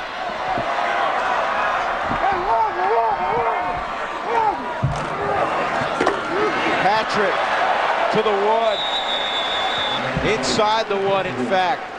And that Oklahoma offensive line, Gary, you've been bragging about, and they've had guys in and out of the lineup. They've had a lot of young players involved this year early on. Typically, you don't see that, but they're moving the football consistently against the 20th ranked defense in college football. I mean, Baylor, forget Baylor from years past. This is a pretty stout defense they brought to Norman. They really have. They're a pretty good football team here, and Oklahoma has executed. They've got consistency, and that's what you're trying to develop with your offense. And Joe John Finley, man, that's costly. He didn't get the snap count. Foul. False start by number 85 of the offense. Penalty is 5 yards, and it's still 2nd down. Did we do the jinx thing, Drew? Start bragging on him, and all of a sudden, whoop, pop one out of the stance. My bad. That's okay. Bob Stoops will forgive you on that. That wasn't a soft clap. That was the heels of the hands coming together. There was some anger involved. Yeah. Well, Joe John's been effective down here, no doubt about it. Got a couple of touchdowns on the year. And Joe John had a problem few of us ever have. You know, most people trying to lose weight. Joe John's picked up about 25 pounds in the last year and a half. He came in about 218. He's up around 245 now. And he goes in motion. 2nd and goal. And Gutierrez eating up in the backfield. He's going to lose a couple of yards. Coming off the edge, Tyler Lindstrom. And Jeff Nelson, one of the linebackers, defensive end coming up there. Good effort there by the Baylor defense. Getting in the backfield, making a negative play here.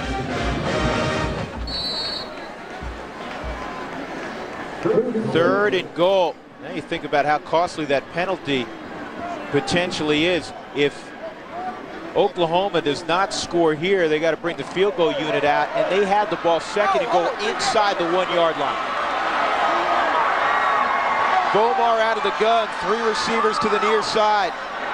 Joe John Finley, one of the 3, and I don't know if he got it off. They called timeout here on the near sideline. Oklahoma, 2nd timeout. So a timeout for Bob Stoops. 9:27 left, 4th quarter. 24-19 Sooners.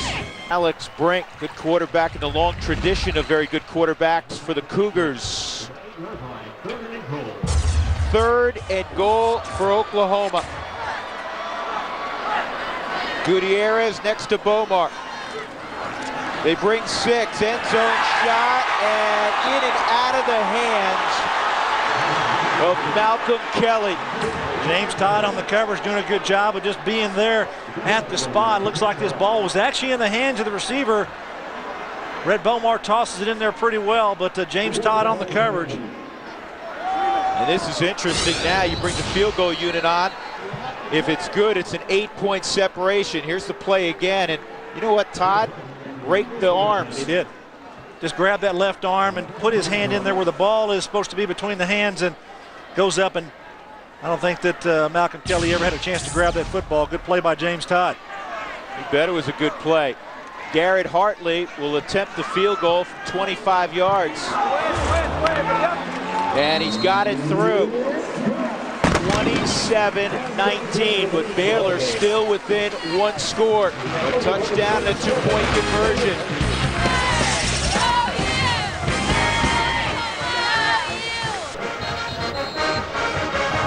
Usually a story in a game, usually a big factor in a game, turnovers. Baylor has put it on the ground 4 times. They've lost it 3 times. That's a huge problem when you come in here and you're trying to win a football game in Norman. You can't make mistakes. I talked about self-destructing, and that's kind of what's happened here so far for Baylor. This one very, very critical with a chance in the Oklahoma side of the field, the last turnover to put points on the board. So Guy Morris, eventually, if they wind up losing this football game, those are 3 certain plays that they can look back at and say, hey, if we had made these plays, at least we're not giving the ball back to them very easily. We can go out there and put our offense out there and punt the ball if necessary and create field position. You make a great point, not to pile on the redshirt freshman Trey Payne. He hadn't touched the ball all evening. He puts it on the ground, and they had football at the Oklahoma 30 on first down. Down by 5. 20-yard line to start for Baylor after that kick goes through the end zone. Let's get a Dr. Pepper game break. Check in again with Mike Goldberg. Mike? Drew, let's head to Boulder, Kansas at Colorado from one kick return to another. Let's just say all day it's all Joel Klatt, 4 touchdowns. And then here, sophomore Stephon Robinson, 81 yards on the return for the score. Under 4 minutes remain. CU leads Kansas 44-13. Drew.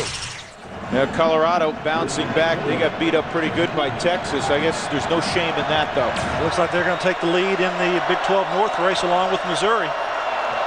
Missouri, an impressive win earlier today, 41-24 over Nebraska. They give the ball inside to Mosley. And I think he lost a yard. Rufus Alexander has him around the legs. Alexander, the junior backer from Baton Rouge. I'm not sure what they're trying to do on that play. Just run it right in the middle of the Oklahoma defense with a little bait coming around behind the wide receiver, almost trying to look like a fake reverse. Didn't fool anybody. Iowa State started using that play about 6-7 years ago, and since that time, I think everybody, not only in college football, but a lot of NFL teams will employ that. Ziegler, and he'll have 6 or 7. Reggie Smith, the free safety, knocked him down. Yeah, what you do with this kind of a play is you bring your wide receiver all the way in near to the formation, and then he used the entire field for leverage on the defense. They look on the left side of your screen, you have your receivers come in, and then Ziegler just works outside. Long way for Reggie Smith to go from his free safety spot, who's got him in man coverage. Just doesn't have the leverage on him, and the offense, if the ball is thrown correctly, can win almost every time. How about Reggie? When he first came to camp, true freshman, he was a cornerback. Then they moved him to strong, and now he's playing free. They play it all back there. He's a good quality player, smart player, and we're very impressed with how well he's picked up everything in his defense. Actually, he's back to strong. 3rd down throw, and Ziegler turned around. The look was to the inside shoulder, and the throw was to the outside shoulder. So Baylor will have to punt the football. Lewis Baker had the coverage on Ziegler. Well, it's 3rd down and long here, or it's 3rd down and short, and you're running a pattern that's going to come right down here in length. The play is there, but Ziegler's looking all the way to the inside. He needs to go to the outside. At least that's where Sean Bell is looking for him to go, in kind of a on the sideline type of a pass. Juwan Rankin's back deep. Sepulveda will hit it around his own 15.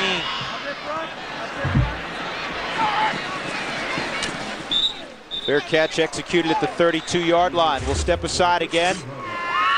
About halfway home in the 4th quarter. 27-19 Oklahoma. Oklahoma running the football with Jacob Gutierrez, and he does not get much, does not go down, but ends up in the loving arms of M.T. Robinson, a 300-plus pounder from Newport News, Virginia. Came a long way to play his college football.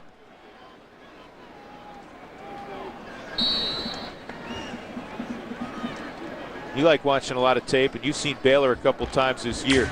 M.T. Robinson, one of the better interior defensive linemen in this conference. He is. He's a big body. He's got good technique up there. Uses his hands and uses leverage well. Bomar goes play action. Now he'll throw it in the flat. Runnels breaks one tackle. Now he's weaving it back. He's got some blockers. This is the fullback, J.D. Runnels.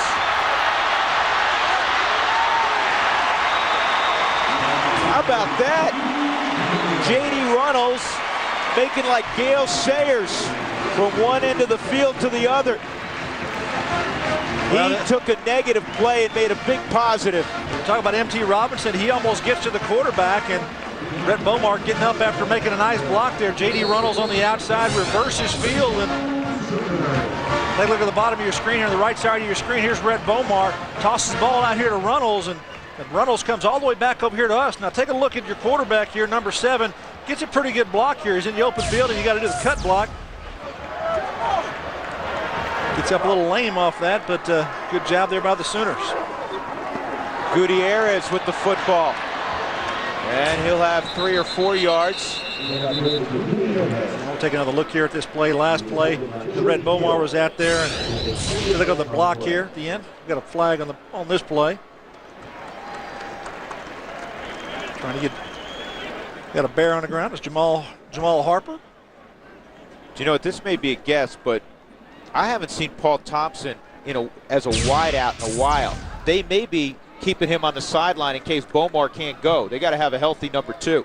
Well, he started the second half. I saw him out there for a couple of plays, but he hasn't, as you said, hasn't been in the mix. They've used Malcolm Kelly. On the defense, number 57. The penalty is 5 yards and replay first down. Seen a lot of Juwan Rankins, Malcolm Kelly out there as receivers.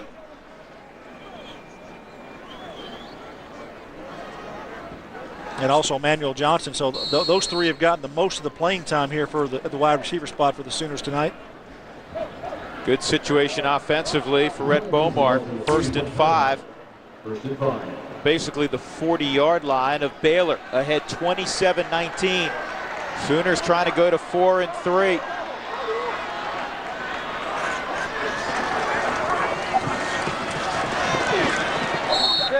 Patrick gets about a yard, that's all. Tackled by Nick Moore.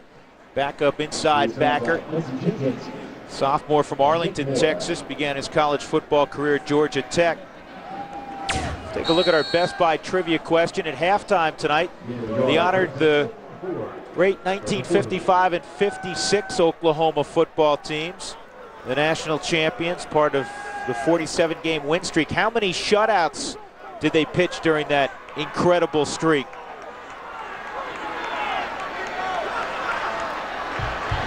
Second and 4. They run a twist up front. Patrick exploits it, and he'll run for a first down to the 34-yard line of Baylor. Boy, he can accelerate. He really can. That's the thing I was noticing there, Drew, is that Alan Patrick, when he gets the ball in his hands and decides to go somewhere, he gets there in a hurry. That's what you like to see from a running back when he decides to get a hole, hit a hole, get there, and make sure that you can get there before those blockers let up. How about the depth? I mean, honestly. Adrian Peterson, arguably the best back in college football, not available. Kewan Jones, you've seen what he's done throughout his career. 2,000-yard rusher. Hickson's a good back. They're down to their 4th and 5th guy, and they're pretty good. They're pretty good. They're darn good, and Bob Stoops has recruited well here to that position. Gutierrez had a 100-yard ball game, and he gets collared after about a yard. You know, the game depth chart today, they listed him at 5'7". The media guide has him at 5'6", so he's probably, what, 5'5" and 3/4? Somewhere right there. Yeah, Best Buy, trivia question again. How many shutouts in that 47-game streak? How about 20? Is that ridiculous? 23? That's almost illegal. How do you do that? That is ridiculous. 23 shutouts. 23 shutouts. 2nd and 9. Bomar. Gutierrez on a draw. Gutierrez, another first down. Nelson makes the tackle, but well down the football field, inside the 20. And right now, Oklahoma starting to sense that they can knock out Baylor. Yeah, the crowd, a little bit of a goo going on out there. Good job on the pace here. You get your fullback Reynolds, gets his guy on the ground. That linebacker Harper's not going to make the tackle. And he breaks tackle here as well. And Maurice Lane here, boy, he turns his ankle. He's not able to get there. And just no wheels. He's no wheels. He's no help to his football team. And can't run. You can't play out there. And I'm surprised he's keeping himself in the football game. Well, I mean, he's playing literally on one leg. Gutierrez, he takes a pretty good shot from Moore with a little bit of help from Julian Hill. Yeah, don't think these Oklahoma coaches don't see that too. If they leave him out there, you attack him in the passing game, he's going to do something there. But right now, the way the running game's going, I don't see Oklahoma stopping that either. How about the numbers for Gutierrez? 153 yards rushing. Yeah, he probably was a guy that could walk around campus in an anonymous fashion. That will all change Monday when he goes to class. He'll have a little fun this week. He will have a little fun. 2nd and 9 for Oklahoma. Clock winding inside 2:50. Gutierrez, a little make you miss. He puts it on the ground. And Baylor gets the football. Baylor football. Well, just as we were bragging on Jacob Gutierrez, he fumbled for the 2nd time, and Baylor has life. Julian Hill came up with the football. Well, that's a huge play here. Now Baylor still has a chance in this football game. I think Gutierrez is a little tired. You know, he's had a lot of work. Probably wasn't expecting this workload, but good job of tackling the football by Baylor's defense. See Joseph with his block there. Good job there. There was a helmet came right in on the football. I didn't catch the player's number. Now a long field to go at the 17, 18-yard line here for Baylor. Baylor does have all their timeouts. Bell with time will throw it in the flat, and it's just as well that it was dropped by Brandon Whitaker, as that play was going to lose yardage.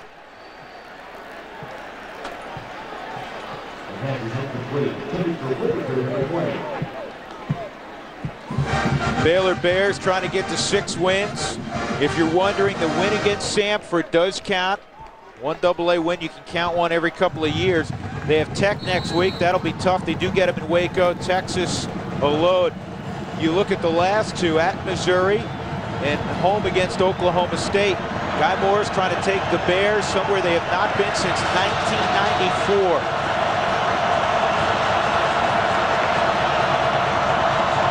Ziegler in motion on 2nd and 10. 5 coming. And an overthrow. Ziegler did have a step on the safety, Lewis Baker. Unfortunately, that has not been Bell's forte, throwing the football down the field.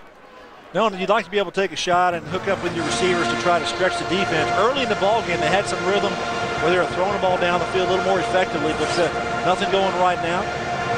The defense right now for Oklahoma doing a good job of pressuring Sean Bell. The last few series he's been out there has not been very, very sharp. Let's see if Oklahoma tries to heat up Bell again. 3rd and 10.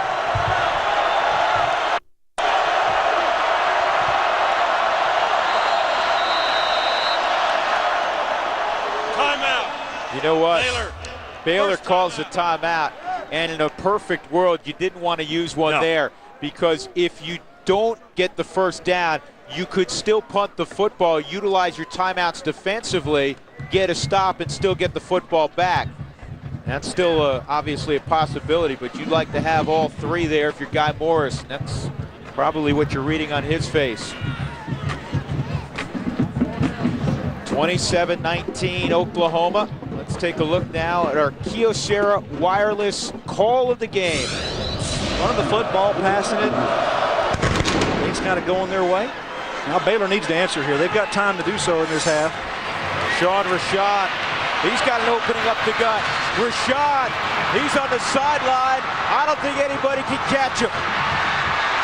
Rashad to the end zone, no flags, touchdown Baylor. That's one way to... Baylor didn't have anything going on. You were talking about it, Gary. And then the Rashawn 98-yard officially kick return for a touchdown, and that got him right back in the ballgame. Got him back in the ballgame, got a little confidence going. And now here's a chance on 3rd down to continue this drive. They need to make something happen here. I don't know if Guy Morris is thinking this is 2-down territory for a 1st down, or you need to get it all here on 3rd. Got to get those sticks moving, get you a fresh set of downs. Ingram on the edge, comes on a blitz. It's picked up. Bell stays in. Shelton 1st down. Boy, that may have been Bell's best throw of the ball game. He stepped into it and he delivered it to Trent Shelton. The key thing you talked about there was actually standing there in the pocket. He knows he's got pressure here. Clint Ingram, number 44, is rushing pretty hard from a linebacker spot and almost gets to the quarterback here. Take a look at the bottom of your screen. Number 44 going to come right into the kitchen of Sean Bell here with company. You got to push him on back there. You step up as a quarterback and get that ball. Sometimes you have to stand there longer than you like to. Sean Bell did a nice job there. Bell steps up again. Ziegler has it. Minimal gain to the 34-yard line. 2-12, 2-11, 2-10. clock moving. Coming up next on FSN, Washington State, Cal from Berkeley. And again, we'll bring you that game as soon as this game is finished. The Cougars with an early touchdown, leading in Berkeley 7-0. Bell down the middle, Trent Shelton the junior again to the 45-yard line, and the clock stops. Yeah, the Sooners rushing forward that time, playing a zone defense, and he takes Shelton, works around between the linebackers, and it's right in the vision lane of Sean Bell, throws it for a first down, change the movement, ball at the 45-yard line. Now plenty of time to go here.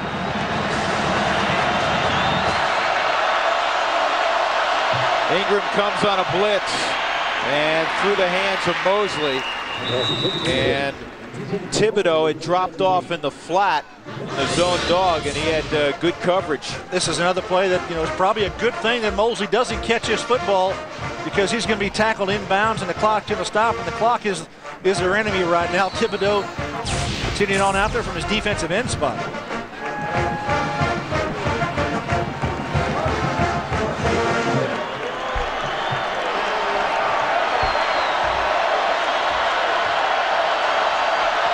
Second and 10 for Baylor.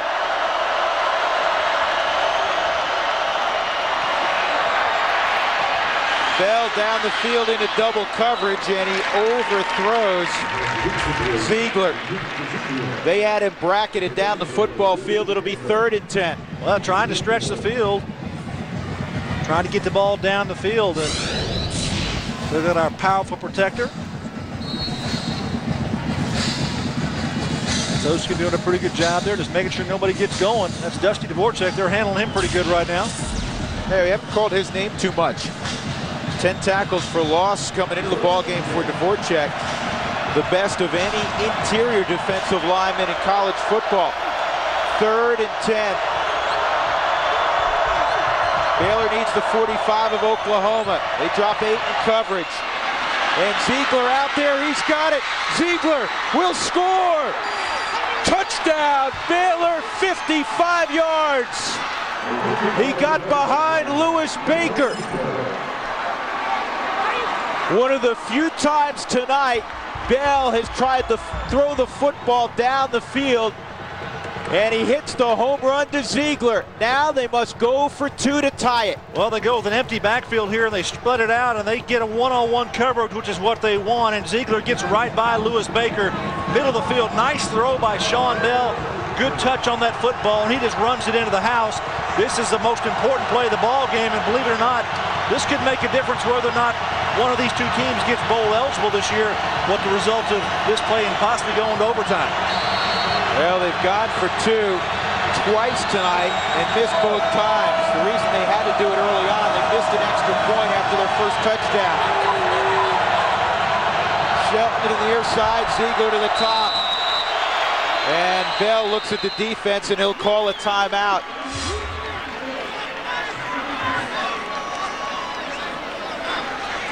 Good timeout. I mean, make sure. Yeah, you got to get this right. Make sure you got it right. We'll take a look at the receivers here. You got the receivers coming down the middle and gets right by Baker there. Looks like he played short, looked in the backfield, saw the quarterback instead of playing in the middle of the field, and Ziegler gets the ball over the defense. Sean Bell throws the ball out there. Nice, easy throw for him. And I'll tell you, if you're a defensive coach here for Oklahoma, you're saying, how can we let somebody get behind us? It's almost an inexcusable play.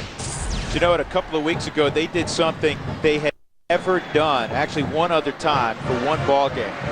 So the second time, I should say, in the history of the Oklahoma program. But they had never done it with 2 safeties. They started 2 true freshmen, Reggie Smith and Harris. I mean, think about it. Quarterbacks in your secondary, your 2 safeties. And Baker's not a freshman, but he's a sophomore. He hasn't played a ton. Yeah, it's youth inexperience at the safety position, cornerbacks as well, so secondary has been a problem for the Oklahoma defense all year. People feel like you can't throw the football against Oklahoma's defense.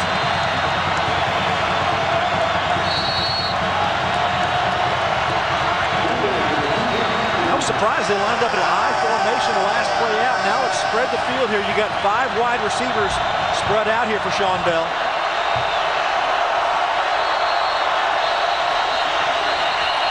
And another whistle. think we got another timeout being called here. Bob Stoops burns his last timeout. Final timeout. You know, it kind of reminds me of those NBA games. Chess match, last snap of the or last possession. Both teams calling timeouts to take a look at what the other team's designing. Here's the touchdown throw again. Yeah, you see Lewis Baker just trying to make up some ground there, but he can't get to Dominic Ziegler. Yeah, Oklahoma with 3 wins. Let's take a look at their schedule the final month of the regular season. They have Nebraska this year in Lincoln. That's not a picnic. Home against the Aggies, on the road in Lubbock to take on the Red Raiders. And then, of course, the intrastate battle with Oklahoma State. They've got work to do. They like to get this one under their belt, no doubt about it, to possibly get them to 6 wins here a little sooner. None of these games are just a given anymore for Oklahoma. They've got some growing up to do defensively and offensively as well. And they've made strides tonight. Yeah, they have. They have really done some good things here offensively. I think there's some things that Bob Stoops is going to like. Coming down to a ball game like this, though, giving up a late touchdown, that's got to sting a little bit, though. Think about it. About 5 minutes ago, real time, they were driving to put this game away, and Gutierrez had the ball stripped. And spread the field again here. We got one back in the backfield now. That's Whitaker. And now Whitaker departs. Bell has an opening to the end zone. 2-point conversion is good. And we are all tied up at 27-27 with 1:17 to go. This thing just parted like the Red Sea. You got everybody spread out and trying to take care of coverage. And Sean Bell, he sees the opening between the guards and he just runs straight ahead. Take a look here. You're going to see the red shirts. Calvin Thibodeau goes outside. Dusty Dvorak goes out. The only guy's in his way is his umpire. He stretches out, and does his knee hit the ground before he gets over? But you know what? He didn't need to do that either, and it was almost too close for comfort. Let's take a look here at the sideline here. See at the angle here. He's well over the end zone. He's over the goal line before his knee hits the ground. Look at the reaction. Guy Morris on the sideline. I mean, he summed it up best. It has been a long, long time since Baylor in late October was playing a meaningful football game. You know what he has gained here? He has gained respect. You know, for this football program, I tell you, Guy Morris has really brought in a nice program. As we take another look here at Sean Bell getting these last 2 points here for his football team. I'll take a slow look at it here, and Clint Ingram is right in our way. We cannot see. His knee is probably down. The ball is right there. I don't know if that's conclusive enough to, if it were to be overturned or at least even challenged. I would agree with you, but I guarantee you when they look at film or tape, to use a proper term, they will tell Sean Bell, you know what? Didn't need to do that. You didn't need to do that. That's exactly right. Stay on your feet. Make sure you cross the goal line. Now Oklahoma is going to still have plenty of time. 1:17 to work with, and this is a returnable kick. Reggie Smith from the 3. Smith trying to get to the wide side of the field, and he's dropped at the 28. So Oklahoma, no timeouts, but they have 1:08. And again, in college football, 1:08 can be a whole lot of time. And they've used some timeouts, though, so Bob Stoops does not have the timeouts that he would like to have in this situation. Garrett Hartley, the kicker for Oklahoma. As you see, it's 7-7 now. The ball game will be taken to U2 as soon as this one is concluded. Garrett Hartley, the field goal kicker, the sophomore, has a 52-yarder this year. That came against Texas. So Bob Stoops has a weapon. There's Hartley. And no timeouts left here for this Oklahoma football team. So at 1:08, that's not a whole lot of time. They've got to throw things on the sideline. But you do get the bonus in college football on first downs. The clock stops to reset the football. Bomar has a screen set up. Gutierrez breaks a tackle and will get out of bounds. That's the good news. That's all of the good news, though, because it's a gain of just 3.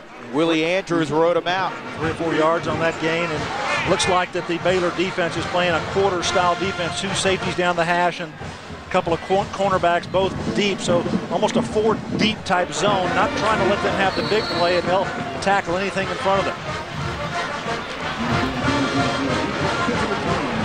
You see the defense here, just perimeter defense here, going to get back and deep. Don't get anything behind you. They go on the ground, surprisingly, to Gutierrez. He'll have the first down to the 45-yard line. And they stop the clock, 55 seconds. That's what I'm talking about. That's a whole lot of time because you really only need about another 20 yards for a legitimate shot for Hartley. Is Brett Bomar going to stop the clock here? Is he going to run a play? Is he going to spike the football? Looks like they're lining up for a play. And it's complete. Kelly's taken down inbounds. That's a good tackle on the outside. That's James Todd. He's got to get up. That's what Andrews trying to do, get him off the field. And they got to get a DB in there.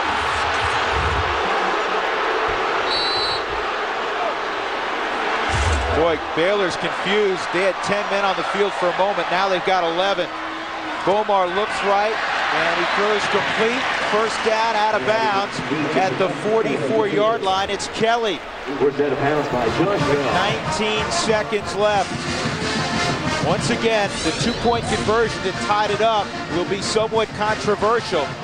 Did the knee hit before Bell crossed the goal line with the football? Well, you see the stripes, the jersey there. That's the line judge there right on the goal line. He probably had the best look of it overall. Couldn't really review that play because Clint Ingram was right in the way of our camera angle. You probably can get 2 snaps here if you get out of bounds. We'll see, though. Otherwise, you got to run up and... That should be a penalty. That's 12 men on the field, illegal participation against Oklahoma. That is huge because right now, if they didn't gain another yard, Gary, they were looking at a field goal. Well, it's still a little lengthy. You're Close to 60 yards. Still 60 yards. And now it's pushed back, obviously out of range.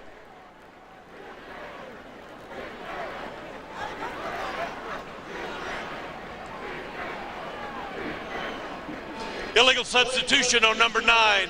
The huddle broke with 12. It's a 5-yard penalty, and it's still first down. Now this is Joaquin Iglesias. Kind of hard to miss, running him off the field here, so. I was going to say that was an interesting set. They had 4 receivers to the left, 1 right, and a guy in the backfield. You hadn't seen that one before, had you, Drew? It's tough to defend. They'll move the launch point. Bomar now throwing, and was the catch made in bounds? Out of bounds. I guarantee you they'll take a look at that one. Kelly with a great grab, ruled out of bounds at the 24-yard line. They say no catch with 12 seconds left. Kind of a circus catch here if he makes and gets his foot in bounds. Watch on the sideline here as Kelly goes up. He's made another catch like this before tonight. Boy, in college football, you have to have 1 foot in bounds, and it's a toe on the line. It's hard to tell from that angle. The ball goes up, and you get a better look here. Yeah, his toe is on the line. That's a good call by the official.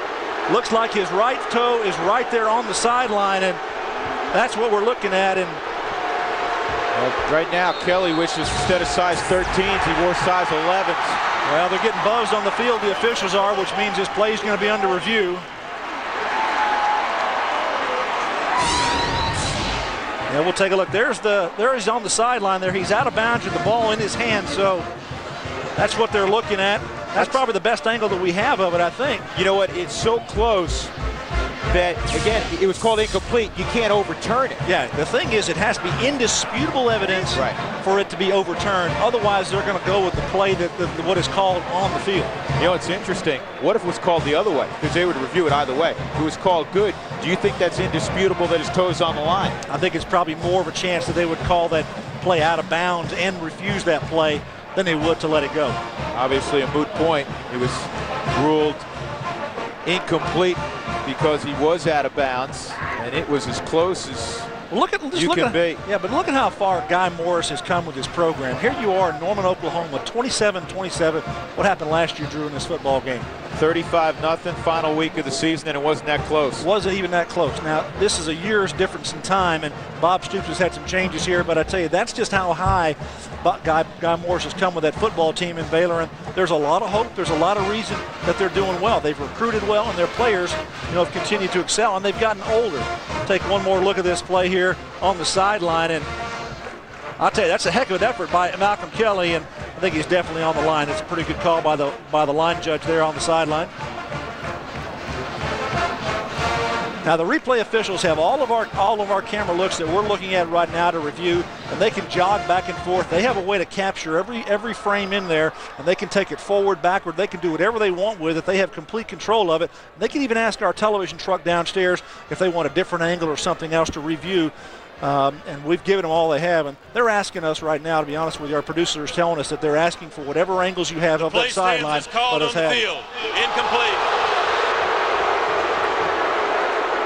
Now 12 seconds left. What? If you're Rhett Bomar and Bob Stoops, you need about 10 yards. We'll look at it one more time, but it's pretty clear that... Well, phenomenal catch by Malcolm Kelly, first of all. The ball's up high. Look at how high he goes up for that ball, and then he's right on the sideline. Tremendous effort by that young man, ruled out of bounds. They do not have timeouts. This ball down the middle of the field. I think they're trying to hook and ladder. It's incomplete. Gutierrez was trailing Juwan Rankins. 6 seconds left.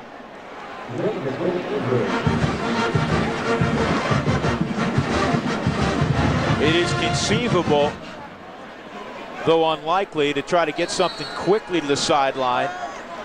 And even if they do it in 4 or 5 seconds, and then try a monster field goal. Yeah, because the only thing they were going to get is if they could get 6 or 7 yards, get out of bounds to stop the clock, and then you'd still have a 60-plus yard field goal, and I don't know if that's even realistic. Little confusion now, Oklahoma offensively. A little confusion with Baylor. Nobody on the widest man. Well, they're going to go for the home run.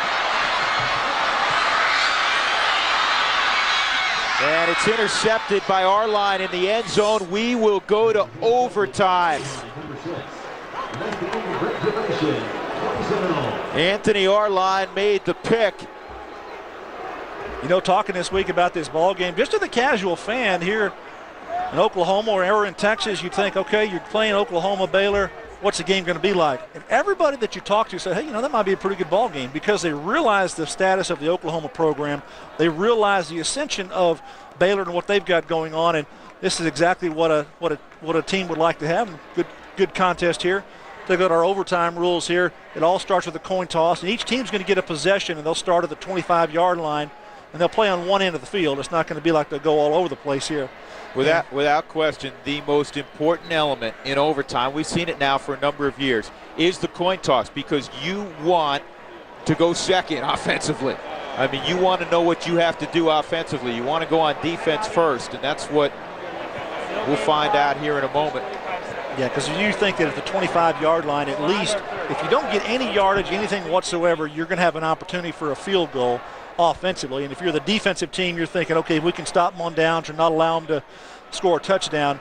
Then our offense could go back out there if they kick the field goal and know that, okay, we're going to kick a field goal, or at least we'll take shots at the end zone to get the win. So look at the overtime that season for these teams.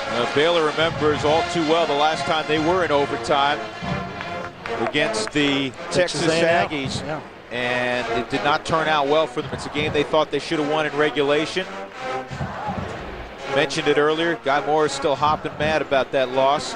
But they're in overtime again against Oklahoma. And a couple of plays in this ball game here that we've looked at. Here's the 2-point conversion. Yeah, Sean Bell going to put 2 points on the board here. Down 2 points now after the late touchdown, and he did this on his own. End zone. Yeah, this was not a designed quarterback draw, spread him out. And he dove, seeing it was wide open. And as you can see, I mean, Oklahoma Sooners were converging, but he didn't need to dive there. Yeah. Well, they didn't do anything to stop him, so I think it's the result of the play is actually fine. Listen up, guys. We're going to toss a coin. The winner of the toss can choose offense or defense, or choose which end of the field we're going to play. The loser of the toss will take the option that the winner doesn't take. We go to multiple overtimes, Every odd-numbered overtime, the winner of the toss will get first option.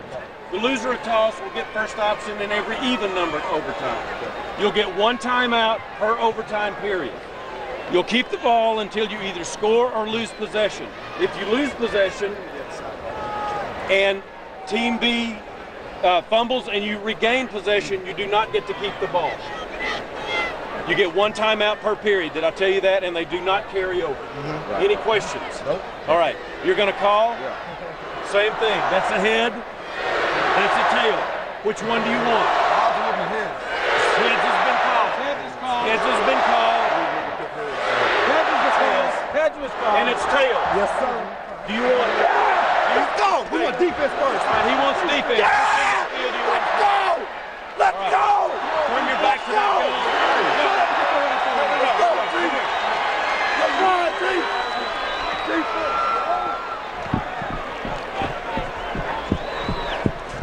Oklahoma wins the toss.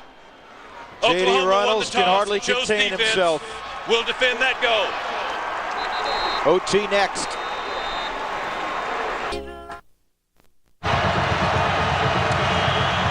One of the great venues in college football, 84,000 at Owen Field. And through 60 minutes, nothing decided. Guy Morris of Baylor on the right, Bob Stoops on the left.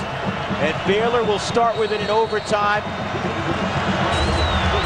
25-yard line, and they'll send 3 receivers to the near side. Whitaker remains in the backfield.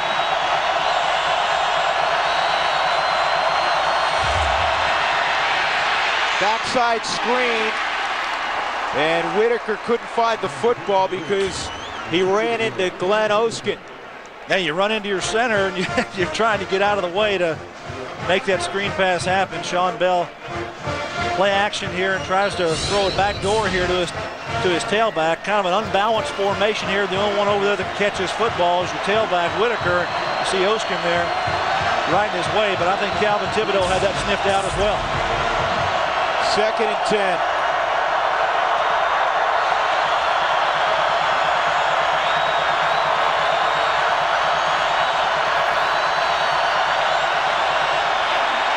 Bell, 5-step drop towards Ziegler.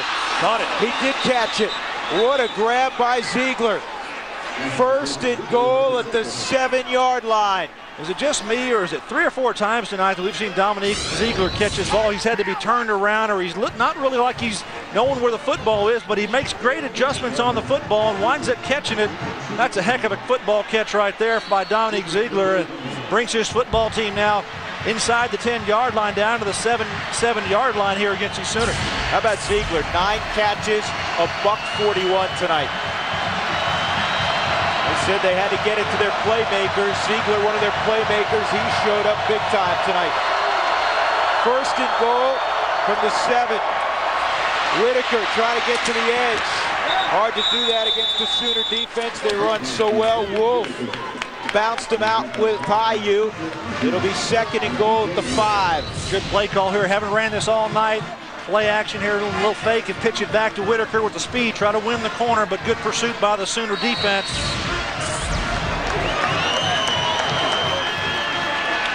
That's big if you can score a touchdown here in overtime. You can go up first, and Guy Morris can put his defense back out there and try to hold that Sooner offense in check. Cal leading now 14-10. We'll go to that ball game when this one is done.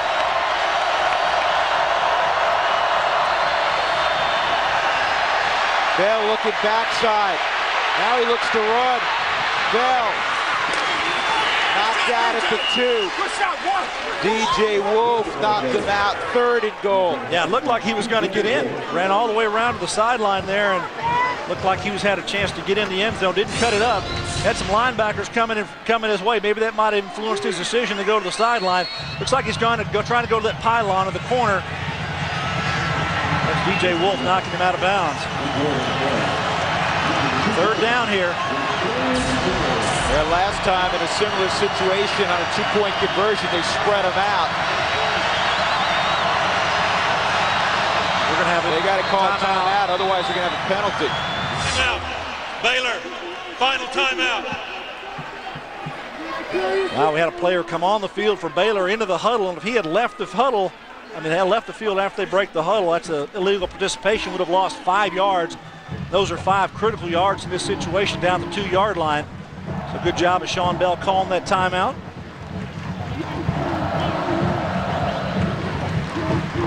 Well, partner, we've been here for 4 hours, nothing decided. How about this ball game? It's been a good ball game. It's been all we've expected. We thought it'd be a close ball game. We thought teams that didn't make mistakes would have a chance to win this game. Now, Baylor, they did make some mistakes, but they certainly made up for some of those mistakes with some aggressive play.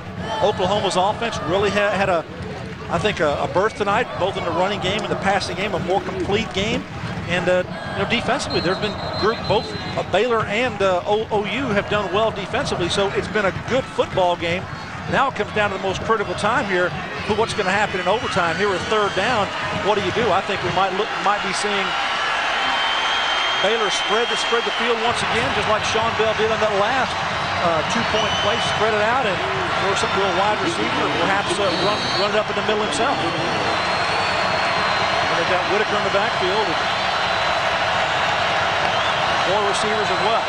Kyle Baker, the widest to the near side. And now they go completely empty. Bell gets flushed. And it's incomplete. Wow, decision time now for Guy Morris. You're down here on the 2-yard line. What do you do? I don't think there's any hesitation. You need to put your field goal kicker out there and put points on the board. Not going to even try to flirt with possibility of getting a touchdown here in this situation. Good job by the Oklahoma defense of responding in this situation. Take a look at Ryan Havens coming on the field. Sean Bell, a gamey quarterback here, trying to get out of the pocket, getting pressured there. That's Latimer trying to get him. And tell you what, pretty good throw. Would have been a great catch by Shelton, but it was catchable. And this is an extra point, but from the hash mark for Havens.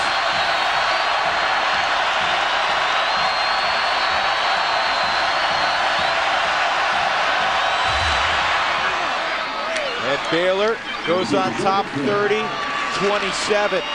And what an advantage now for Oklahoma, because they realize with a touchdown they win it.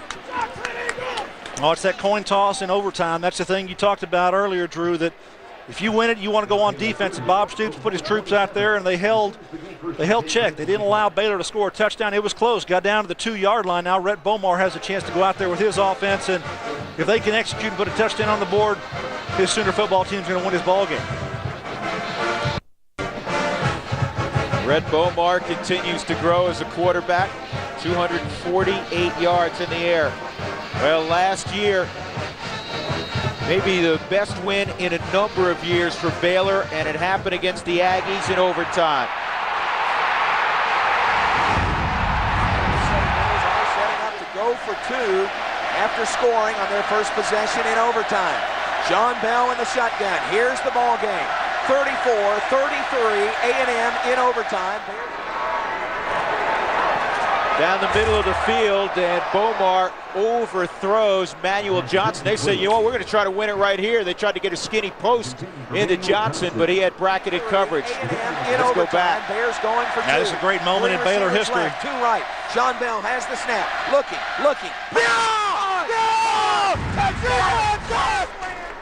But they got a little carried away. The radio. Was that John Morris? Yeah, I think it was. The radio crew from Baylor. It wasn't a touchdown, it was a 2-point conversion.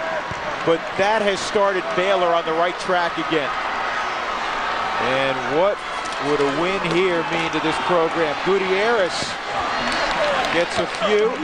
It'll be 3rd down and 7 for Oklahoma. Hey, I'm going to venture to say that Gutierrez, he's going to be a little sore tomorrow. Oh, early in today, they started warming up, and we saw a coach walk over to him and talk to him and say, Gutierrez, I think you're going to play a lot tonight.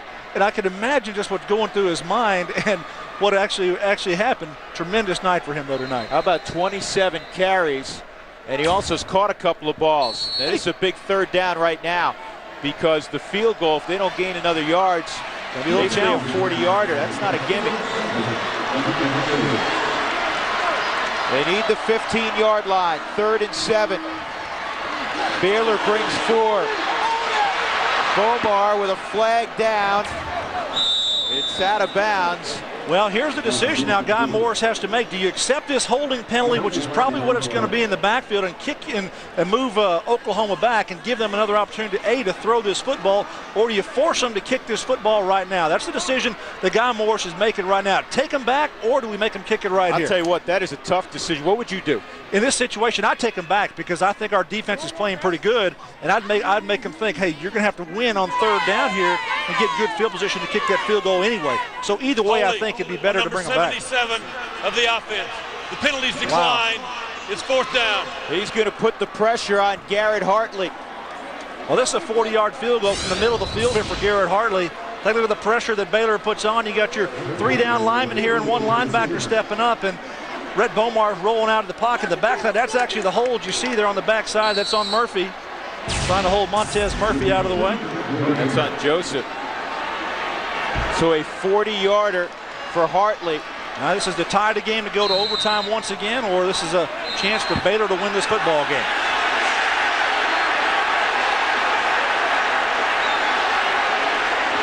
And Cooper Castleberry has come in. I don't know why they're stopping play. Guy Morris doesn't know why. If they call timeout. Well, Baylor doesn't have any timeouts. Well, that's what they're talking about. If they thought they called timeout, that's an unsportsmanlike conduct penalty.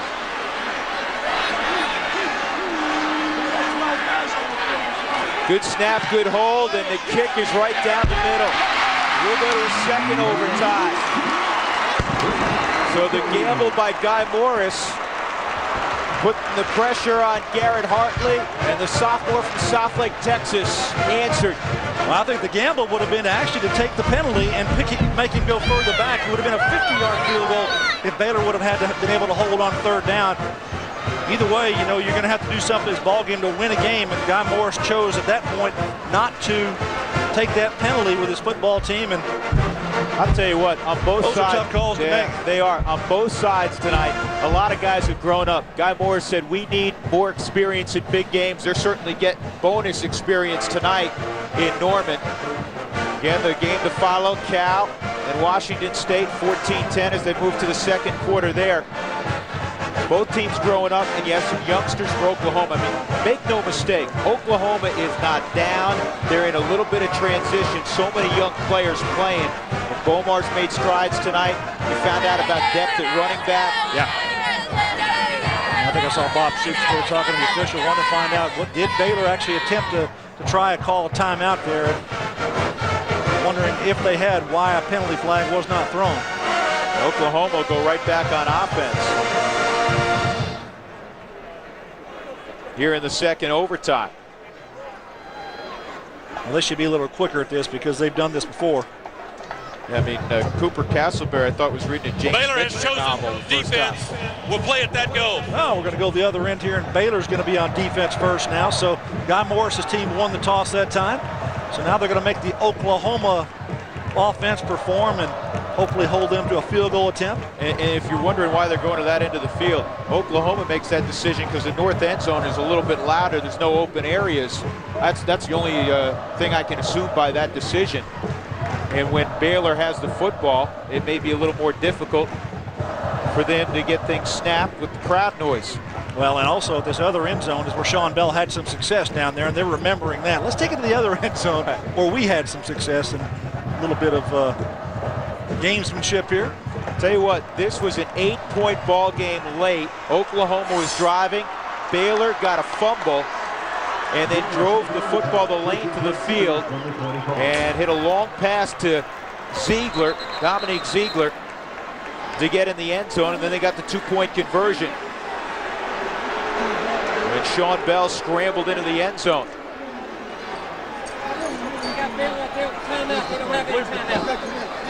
We're changing the timeouts. They had put another timeout up for Baylor. Now we've got the referee walking on the sideline here behind the bench, actually.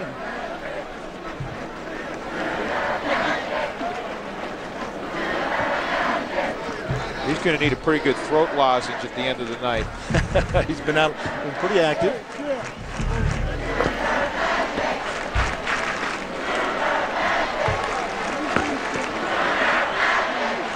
Yeah, Gutierrez back there in the backfield. Malcolm Kelly, the receiver.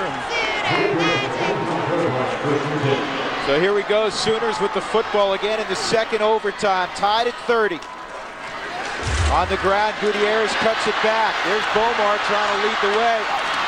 5 yards on first down, tracked down from behind by Marcus Foreman. He's played a good ball game. Oh, we've seen that same type of play twice now. I really don't think it's a designed play to have your quarterback, in reverse field to bring your quarterback around for a seal block, but Gutierrez is doing this here twice now. He's coming across and watch your quarterback. Rhett Bomar goes around.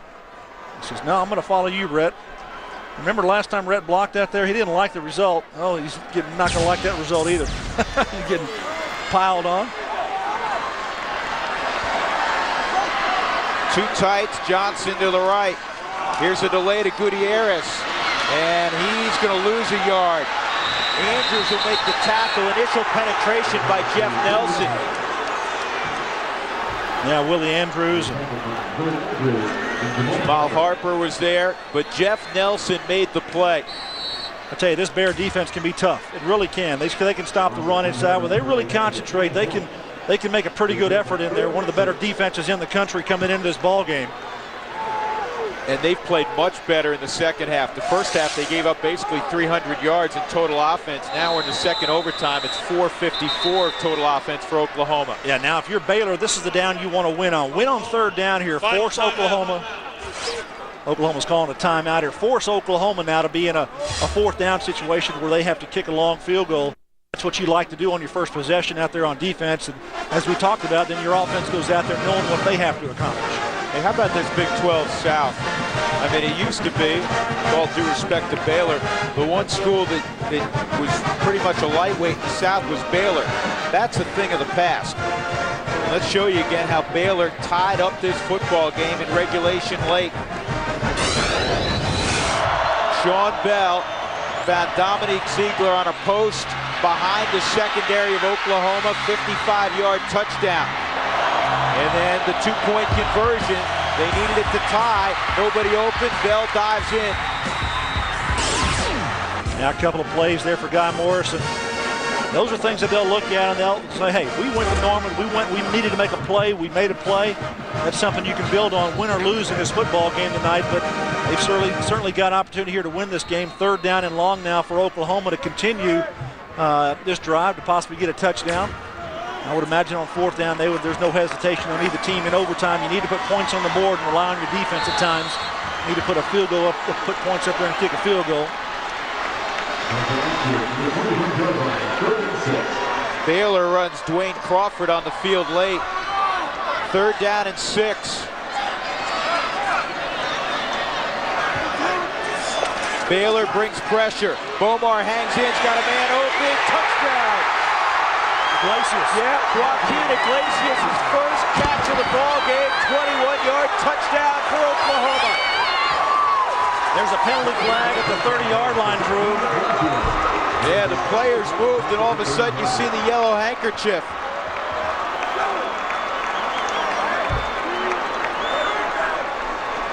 Passer on the defense, number 57.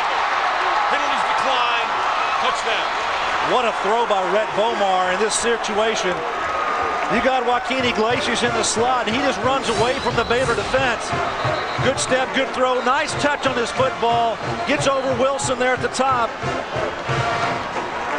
That's what you want from your quarterback in a situation like this, to throw a ball that you can win a football game. Now Oklahoma puts a touchdown up here in overtime. How about that? Just the fourth aerial touchdown of the season in game number 7 for Oklahoma. And it puts the Sooners up 36-30. Did he say that was going to be enforced after? If that's enforced against Baylor after the unsportsmanlike conduct penalty of roughing the passer, it may be enforced after the PAT. That would be huge.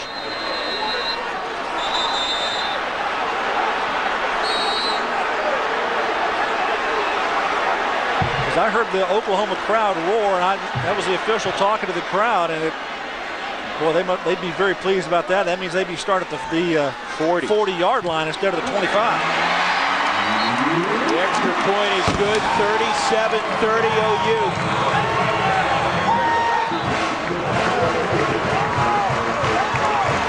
Well, C.J. Wilson is in coverage here on Joaquin Iglesias in the slot, and Joaquin just runs away from him here, goes up the hash and outside. Good ball thrown by Rhett Bomar. Nobody in the back of the end zone to help on that situation. Man coverage and bring a little pressure in the face of Rhett Bomar. Good job by the offensive line on protection. Nice grab by Joaquin. And this penalty, you're right, is huge. That is exactly what Cooper Castleberry said. The 15-yard walk-off puts the ball at the 40-yard line. So now you're talking about a legitimate, semi-drive here. Yeah, it's the same thing in regulation play. If you have a penalty on a score that would be enforced on the kickoff or the ensuing kick, it will be enforced here. So first and 10 from the 40. Makes it a little more difficult for Baylor. They must score a touchdown. Yeah, this is where home field advantage is huge in a situation like this. Not easy for the Bears to operate and communicate. Yep, going to the noisy end. They'll run the reverse. Rashawn. This is pretty well defended. Rashawn holding the ball loosely. Ends up getting 5. Well, he got 5 or 6, but I thought it was played very well by the Oklahoma defense. Sean Rashawn, with just his speed and elusiveness, is able to make 5 or 6 yards out of this.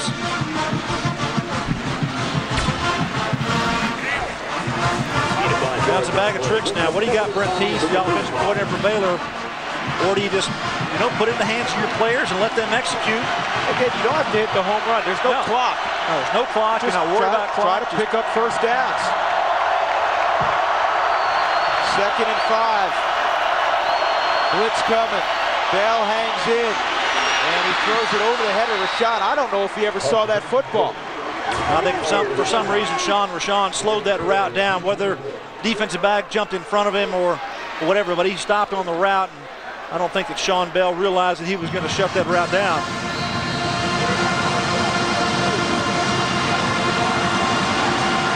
This has been a year of years for Bob Stoops and his coaching staff. This is a whole different team, and they have really had to work a lot harder, I think, with this group of players than they have had in the past. They've had talented players here, but I tell you, to really test your coaching ability and test, what you're made of when you put in these tight ball games. Well, he loves his freshman class. He says it's the best class yet.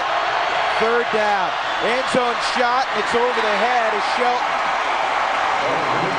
Well, are you making mistakes here trying to throw the ball down the field? You got plenty of time. You're not worried about time. Make manageable passes here. I don't understand it because that has not been their MO, not only coming into the game, but that's not how they've operated throughout this ball game. They've thrown the intermediate balls. Yeah, this ball is not close enough here for Trent Shelton to get to, and good coverage in the secondary on you get you there. Now it's 4th down and 4.5, almost 5 yards here. I think you got to take Sean Bell, move him out of the pocket, let him find somebody out down the open area here. Oklahoma has been consistently bringing pressure. They show blitz. They come with 6. And a high throw. Oklahoma will win it. Oklahoma hangs on and wins in 2 overtimes, 37-30. The man was open. Sean Bell's throw was high. Well, I have to think back to the decision that Guy Morris decided not to take that penalty when he had a chance to take the Oklahoma field goal kicker back for a longer field goal kick. But nonetheless, I think it was a good ball game by both teams in this ball game, Drew. Saw a lot of things from Oklahoma that woke up their offense, and defensively, some good things as well. And it's a big win, I think, for Oklahoma because they're moving closer towards that six victory goal they have for getting a bowl game. Growth on both sides. You hate to call it a moral victory for Baylor, but you can see the Bears are on the right track with Guy Morris. Coming up next, Pac-10 action. Washington State, 23, Cal, number 23 Cal. For Gary Reasons, Jim Knox and our entire crew, Drew Goodman saying so long from Norman. Oklahoma wins it.